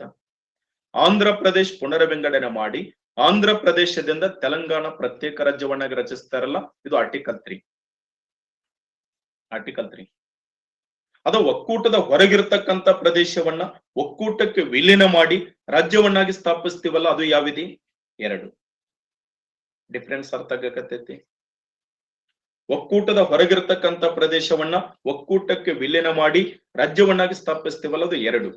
ಬಟ್ 3 ಏನ್ ಹೇಳತ್ತ, ಒಕ್ಕೂಟದೊಳಗ, ಭಾರತದ ಒಕ್ಕೂಟದೊಳಗ ರಾಜ್ಯಗಳ ಅಥವಾ ಪ್ರದೇಶಗಳ ಪುನರ್ ವಿಂಗಡಣೆ ಮಾಡಿ ಹೊಸ ರಾಜ್ಯಗಳನ್ನ ರಚಿಸ್ತೀವಲ್ಲ, ಅದು ಆರ್ಟಿಕಲ್ 3. ಇತಿ ಜಮ್ಮು ಕಾಶ್ಮೀರದಿಂದ ಪುನರ್ ವಿಂಗಡಣೆ ಮಾಡಿ ಲಡಾಖ್ ಅನ್ನ ಪ್ರತ್ಯೇಕ ಕೇಂದ್ರಾಡಳಿತ ಪ್ರದೇಶ ಮಾಡಿದ್ರು, ಅದು ಆರ್ಟಿಕಲ್ ಎಷ್ಟು? ಜಮ್ಮು ಕಾಶ್ಮೀರ ಪುನರ್ ವಿಂಗಡಣೆ ಮಾಡಿ ಲಡಾಖ್ ಪ್ರತ್ಯೇಕ ಕೇಂದ್ರಾಡಳಿತ ಪ್ರದೇಶ ಮಾಡ್ತಾರ, ಅದು ಆರ್ಟಿಕಲ್ 3. ಮಧ್ಯಪ್ರದೇಶ್ ಪುನರ್ ವಿಂಗಡಣೆ ಮಾಡಿ ಛತ್ತೀಸ್ಗಢ ಪ್ರತ್ಯೇಕ ರಾಜ್ಯ ಮಾಡಿದ್ರು, ಅದು ಆರ್ಟಿಕಲ್ 3. ಉತ್ತರ ಪ್ರದೇಶ್ ಪುನರ್ ವಿಂಗಡಣೆ ಮಾಡಿ ಉತ್ತರಾಂಚಲ ಪ್ರತ್ಯೇಕ ರಾಜ್ಯ ಮಾಡಿದ್ರು, ಅದು ಆರ್ಟಿಕಲ್ 3. ಪಂಜಾಬ್ ಪುನರ್ ವಿಂಗಡಣೆ ಮಾಡಿ ಹರಿಯಾಣ ಪ್ರತ್ಯೇಕ ರಾಜ್ಯ ಮಾಡಿದ್ರು, ಅದು ಆರ್ಟಿಕಲ್ 3. ಅಸ್ಸಾಂ ಪುನರ್ ವಿಂಗಡಣೆ ಮಾಡಿ ನಾಗಾಲ್ಯಾಂಡ್ ಪ್ರತ್ಯೇಕ ರಾಜ್ಯ ಮಾಡಿದ್ರು, ಅದು ಆರ್ಟಿಕಲ್ 3. ಬಿಹಾರ್ ಪುನರ್ ವಿಂಗಡಣೆ ಮಾಡಿ ಜಾರ್ಖಂಡ ಪ್ರತ್ಯೇಕ ರಾಜ್ಯ ಮಾಡಿದ್ರು, ಅದು ಆರ್ಟಿಕಲ್ 3. ಅರ್ಥ ಆಯ್ತು? ಡಿಫರೆನ್ಸ್ ಗೊತ್ತಾಗ್ತಿಲ್ಲ? ಈ ಜೊತೆಗೆ ರಾಜ್ಯಗಳ ವಿಸ್ತೀರ್ಣ ಬದಲಾವಣೆ ಮಾಡೋದಂತ ಹೇಳಿದನು. ರಾಜ್ಯಗಳ ವಿಸ್ತೀರ್ಣ ಬದಲಾವಣೆ ಆಟೋಮೆಟಿಕಲಿ ವಿಸ್ತೀರ್ಣ ಕೂಡ ಬದಲಾವಣೆ ಆಗತ್ತ. ಹೇಗೆ? ಈಗ ಆಂಧ್ರ ಪ್ರದೇಶ್ ಪುನರ್ ವಿಂಗಡಣೆ ಮಾಡಿ ತೆಲಂಗಾಣ ಹೊಸ ರಾಜ್ಯವಾಗಿ ಅಸ್ತಿತ್ವಕ್ಕೆ ಬಂತು, ಅವಾಗ ಮೊದಲಿದ್ದ ಆಂಧ್ರ ಪ್ರದೇಶದ ವಿಸ್ತೀರ್ಣ ಹಾಗೆ ಇರತ್ತ? ಮೊದಲಿದ್ದ ಆಂಧ್ರ ಪ್ರದೇಶದ ವಿಸ್ತೀರ್ಣ ಹಾಗೆ ಇರತ್ತ? ಮತ್ತು ವಿಸ್ತೀರ್ಣ ಬದಲಾವಣೆ ಆಗತ್ತ? 100%. ಹೊಸ ರಾಜ್ಯ ಅಸ್ತಿತ್ವಕ್ಕೆ ಬಂತಂದ್ರ ವಿಸ್ತೀರ್ಣ ಬದಲಾವಣೆ ಆಗತ್ತ.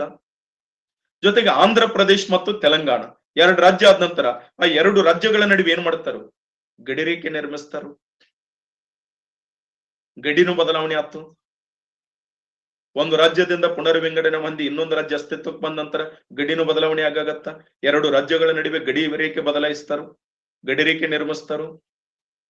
ಓಕೆ, ಆಂಧ್ರ ಪ್ರದೇಶದಿಂದ ಪುನರ್ ವಿಂಗಡಣೆ ಹೊಂದಿ ಒಂದು ರಾಜ್ಯ ಅಸ್ತಿತ್ವಕ್ಕೆ ಬಂತಪ್ಪ, ಆ ರಾಜ್ಯಕ್ಕೊಂದು ಹೆಸರಿಟ್ರು ತೆಲಂಗಾಣ ಅಂತೇಳಿ. ಅರ್ಥ ಆಯ್ತು? ಆ ರಾಜ್ಯಕ್ಕೊಂದು ಹೆಸರಿಟ್ರು ಏನಂತೇಳಿ? ತೆಲಂಗಾಣ ಅಂತೇಳಿ. ಬಹಳ ಸಿಂಪಲ್. ಹೊಸ ರಾಜ್ಯ ಅಸ್ತಿತ್ವಕ್ಕೆ ಬಂತ ಅನ್ಕೊಡಿ ನೀವು, ವಿಸ್ತೀರ್ಣ ಬದಲಾವಣೆ ಆಗತ್ತ, ಗಡಿನೂ ಬದಲಾವಣೆ ಆಗತ್ತ, ವಿಸ್ತೀರ್ಣ ಬದಲಾವಣೆ ಆಗತ್ತ. ಈ ಹೆಸರು ಬದಲಾವಣೆ ಅಂದ್ರೆ ಅವ ರಾಜ್ಯದೊಳಗ ಜಿಲ್ಲೆಗಳ ಹೆಸರು ಬದಲಾಯಿಸ್ತಕ್ಕಂತ ಅಧಿಕಾರ ಸಂಸತ್ತಿಗಿರಲ್ಲ. ರಾಜ್ಯಗಳಲ್ಲಿ ಜಿಲ್ಲೆಗಳನ್ನ, ತಾಲೂಕುಗಳನ್ನ ಹೆಸರು ಬದಲಾಯಿಸ್ತಕ್ಕಂತ ಅಧಿಕಾರ ಆಯಾ ರಾಜ್ಯ ಸರ್ಕಾರಕ್ಕಿರತ್ತ. ಇಲ್ಲಿ ಸಂಸತ್ತಿಗೆ ಅಧಿಕಾರ ಇರೋದೇನು? ರಾಜ್ಯಗಳ ಮತ್ತು ರಾಜಧಾನಿಗಳ ಹೆಸರು ಬದಲಾವಣೆ ಮಾಡೋದು. ರಾಜ್ಯಗಳ ಮತ್ತು ರಾಜಧಾನಿಗಳ ಹೆಸರು ಬದಲಾಯಿಸ್ತಕ್ಕಂತ ಅಧಿಕಾರ 3ನೇ ವಿಧಿಯಲ್ಲಿ ಅದ, ಸಂಸತ್ತಿಗದ. ನೀ ಜಿಲ್ಲೆಗಳ ಹೆಸರು ಬದಲಾಯಿಸ್ತೀನಿ, ತಾಲೂಕುಗಳ ಹೆಸರು ಬದಲಾಯಿಸ್ತೀನಿ, ನಿಮ್ಮೂರ ಹೆಸರು ಬದಲಾಯಿಸ್ತೀನಿ, ನಿನ್ನ ಹೆಸರು ಬದಲಾಯಿಸ್ತೀನಿ, ಅದು ಇಲ್ಲಿ ಆರ್ಟಿಕಲ್ 3 ಬರಲ್ಲ. ಆರ್ಟಿಕಲ್ 3 ಓನ್ಲಿ ರಾಜ್ಯ ಮತ್ತು ರಾಜಧಾನಿ ಹೆಸರು ಬದಲಾವಣೆ ಮಾಡೋದು. ಈ ಫಾರ್ ಎಕ್ಸಾಂಪಲ್ ಹೆಸರು ಬದಲಾವಣೆಗೊಳಗಾಗಿರತಕ್ಕಂಥದನ್ನ ನೋಡುವಾಗ 1950 ಸಂಯುಕ್ತ ಪ್ರಾಂತ್ಯ ಅಂತ ಹೇಳಿತ್ತು. ಎಂತ? ಸಂಯುಕ್ತ ಪ್ರಾಂತ್ಯ. ಈ ಸಂಯುಕ್ತ ಪ್ರಾಂತ್ಯ ಇದ್ದಿದ್ದು ಏನಾಯ್ತು? ಉತ್ತರ ಪ್ರದೇಶ ಅಂತೇಳಿ ಹೆಸರು ಬದಲಾವಣೆ ಆಗತ್ತೆ. ಎಂತ? ಉತ್ತರ ಪ್ರದೇಶ್. 1950ರಲ್ಲಿ ಸಂಯುಕ್ತ ಪ್ರಾಂತ್ಯ ಇದ್ದಿದ್ದು ಏನಾಯ್ತು? ಉತ್ತರ ಪ್ರದೇಶ ಆಯ್ತು. ಇದು ಆರ್ಟಿಕಲ್ ಎಷ್ಟು? 3. 1969ರಲ್ಲಿ ಮದ್ರಾಸ್ ರಾಜ್ಯ ಏನಾಯ್ತು? ಮದ್ರಾಸ್ ರಾಜ್ಯ ಏನಾಯ್ತು? ತಮಿಳುನಾಡು. ಇದು SSC ಎಕ್ಸಾಮ್ ಅಲ್ಲಿ ಕ್ವಶನ್ ಕೇಳಿದ್ರೆ, ಕಳೆದ ಬಾರಿ SSC ಎಕ್ಸಾಮ್ ಕ್ವಶನ್ ಇದು. ಮದ್ರಾಸ್ ರಾಜ್ಯ ಆದದ್ದು ತಮಿಳುನಾಡದ್ದು ಯಾವ ವರ್ಷ ಅಂತೇಳಿ ಕ್ವಶನ್ ಕೇಳಿದ್ರು. ಮದ್ರಾಸ್ ರಾಜ್ಯ ತಮಿಳುನಾಡು ಆದದ್ದು ಯಾವ ವರ್ಷ ಅಂತೇಳಿ ಕ್ವಶನ್ ಕೇಳಿದ್ರು. ಇಯರ್ ಕೇಳ್ಯಾರ 1969. SSC ಎಕ್ಸಾಮ್ ಕ್ವಶನ್ ಇದು. ನಿಮಗೇನ್ ಕನ್ನಡ ಮಾಧ್ಯಮದಲ್ಲಿ SSC ಎಕ್ಸಾಮ್ ಬರೆಯಕ್ಕೆ ಅವಕಾಶ ಕೊಟ್ಟಾರಲ್ಲ, ಅಲ್ಲಿ ಕ್ವಶನ್ ಆಗಿದೆ, ಇವೆಲ್ಲ ಗೊತ್ತಿರ್ಬೇಕು. 1973 ಮೈಸೂರು ಏನಾಯ್ತು? ಮೈಸೂರು ರಾಜ್ಯ ಏನಾಯ್ತು? ಕರ್ನಾಟಕ.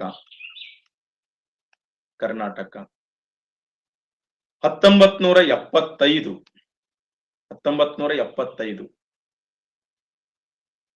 ಲಕ್ಡೈವ್, ಮಿನ್ಕಾಯ್, ಅಮಿಂಡೀವಿ ದ್ವೀಪಗಳು.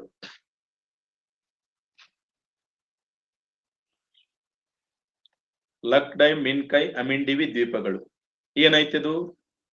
ಲಕ್ಷದ್ವೀಪ ಆಯ್ತು. ಏನಾಯ್ತದು? ಲಕ್ಷದ್ವೀಪ ಆಯ್ತು. ಮೊದಲ ಹೆಂಗಿತ್ತು ನೋಡಿ ಸರ್, ಲಕ್ಡೈವ್, ಮಿನ್ಕಾಯ್, ಅಮಿಂಡೀವಿ ದ್ವೀಪಗಳು. ನಾ ಆಫ್ಲೈನ್ ಕ್ಲಾಸ್ ಅಲ್ಲಿ ಹೇಳಿಸ್ತಿರ್ತೇನೆ ಅವ್ರ ಬಾಯಿಂತರ. ಲಕ್ಡೈವ್, ಮಿನ್ಕಾಯ್, ಅಮಿಂಡೀವಿ ದ್ವೀಪಗಳು ಹೇಳಿರ್ತಂತೇನೆ. ಅವ್ರು ಹೇಳ್ತಿರ್ತಾರ ಇಲ್ಲಿ ಲಕ್ಡೈವ್, ಉಪ್ಪಿನಕಾಯಿ, ಮಾವಿನಕಾಯಿ, ನಿಂಬಿಕಾಯಿ ಅಂತ ಇರ್ತಾರ ಇಲ್ಲಿ ಕುತ್ಕೊಂಡು. ಇನ್ ಕೆಲವ್ರು ತಕ್ಕದೈ, ದಿಕ್ಕದೈ, ತಕ್ ತೈ ಅಂದ್ಬಿಡ್ತಾರ ಅಲ್ಲಿ. ಹಂಗೈತೆ ಸರ್. ಲಕ್ಡೈವ್, ಮಿನ್ಕಾಯ್, ಅಮಿಂಡೀವಿ ದ್ವೀಪಗಳು ಅದೇನಾಯ್ತು? ಲಕ್ಷದ್ವೀಪ ಅಂತೇಳಿ ಹೆಸರು ಬದಲಾವಣೆ ಆಗತ್ತೆ. ಅರ್ಥ ಆಯ್ತು? ಬರ್ಕೊಂಡ್ರಿವನ್ನ. ಇನ್ನು 1995ರಾಗ ಬಾಂಬೆ ಏನಾಯ್ತು? ಬಾಂಬೆ ಏನಾಯ್ತು? ಮುಂಬೈ.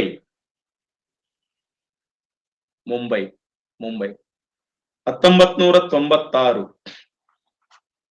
ಮದ್ರಾಸ್ ರಾಜಧಾನಿ. ಮದ್ರಾಸ್ ರಾಜಧಾನಿ ಏನಾಯ್ತು?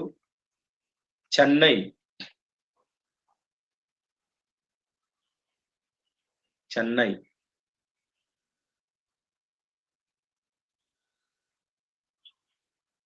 ಹೆಂಗ ಬರೀತಾರಲ್ಲ?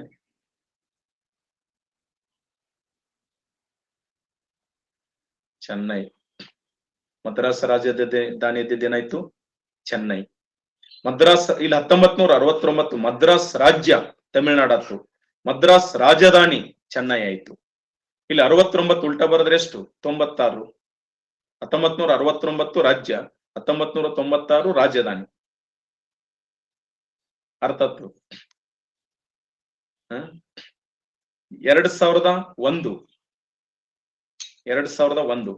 ಕಲ್ಕತ್ತಾ ಏನಾಯ್ತು? ಕೋಲ್ಕತ್ತಾ ಏನಾಯ್ತು? ಕೋಲ್ಕತ್ತಾ. 2006 ಪಾಂಡಿಚೇರಿ ಏನಾಯ್ತು?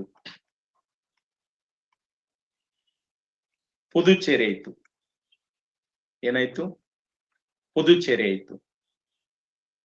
ಪಾಂಡಿಚೇರಿ ಏನಾಯ್ತು? ಪುದುಚೇರಿ ಆಯ್ತು. 2007 ಉತ್ತರಾಂಚಲ ಏನಾಯ್ತು?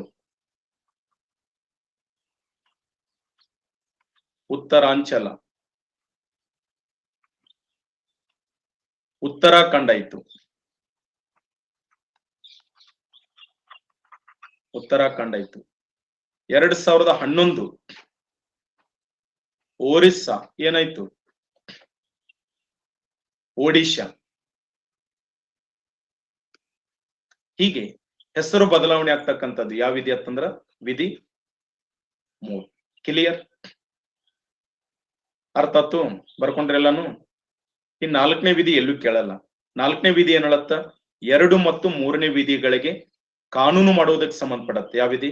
4ನೇ ವಿಧಿ. ಇದನ್ನೇನ್ ಕೇಳಕ್ ಹೋಗಲ್ಲ, ಬರ್ಕೊಳಕ್ ಹೋಗ್ಬೇಡ್ರಿ. ಸುಮ್ಮನೆ ಬರದು ಟೈಮ್ ವೇಸ್ಟ್ ಮಾಡ್ಕೊಳಕ್ ಹೋಗ್ಬೇಡ್ರಿ, ಬರದು ತಲೆ ಕೆಡಿಸ್ಕೊಳಕ್ ಹೋಗ್ಬೇಡ್ರಿ. ಆರ್ಟಿಕಲ್ 1, 2, 3 ಗೊತ್ತಿದ್ರೆ ಸಾಕು. ಅರ್ಥ ಆಯ್ತು? ಕೇಳಕ್ ಹೋಗೋದಲ್ಲ ಅಂದ್ರೆ ಬಿಟ್ಬಿಡ್ಬೇಕು, ಒಳ ತಲೆ ಕೆಡಿಸ್ಕೊಳಕ್ ಹೋಗ್ಬೇಡ. ಬ್ಯಾಕ್ ಸ್ಲೈಡ್ ಐತಿ ನೋಡ್ರಿ. ಆರ್ಟಿಕಲ್ 1, 2, 3 ಮಾತ್ರ ಗೊತ್ತಿರ್ಬೇಕು. ನಮ್ಮ ಸಂವಿಧಾನದಲ್ಲಿ ಸುಮಾರು 470ಕ್ಕೂ ಹೆಚ್ಚು ವಿಧಿಗಳಿದಾವತ್ತಂದ್ರೆ ಎಲ್ಲಾ ವಿಧಿಗಳ ಕಂಠಪಾಠ ಮಾಡಕ್ ಹೋಗ್ಬೇಡ್ರಿ. ನಾನು ಅದ್ ಬ್ಯಾಡ್ ಅಂತ ಹೇಳ್ತೀನಿ, ಮತ್ತಂದ್ ಹೇಳ್ರಿ. ಈ 4ನೇ ವಿಧಿ 2 ಮತ್ತು 3ನೇ ವಿಧಿಗಳಿಗೆ ಕಾನೂನು ಮಾಡುವುದಕ್ಕೆ ಸಂಬಂಧಪಡತ್ತ. ಬರ್ಕೊಳಕ್ ಹೋಗ್ಬೇಡ ಪುಣ್ಯಾತ್ಮ. ಯಾಕೆ ಸುಮ್ಮನೆ ನೀವು ಜೀವನ ನೀವು ಹಾಳು ಮಾಡ್ಕೋತೀರಿ? ಏನ್ ಓದ್ಬೇಕು ಅದನ್ನ ಓದ್ರಿ. ಬಹಳ ಅತಿ ಹೆಚ್ಚು ಶಾನೆ ಆಗಕ್ ಹೋಗ್ಬಾರ್ದು. ಓಕೆ, ಇಲ್ಲಿಗೆ ಕ್ಲಾಸ್ ಅನ್ನು ಮುಕ್ತಾಯ ಮಾಡ್ತೀನಿ. ನೆಕ್ಸ್ಟ್ ಕ್ಲಾಸ್ ಅಲ್ಲಿ ಇದರ ಮುಂದುವರೆದ ಭಾಗವನ್ನು ಚರ್ಚೆ ಮಾಡ್ತೀನಿ. All the best. Bye bye. Take care. Thank you.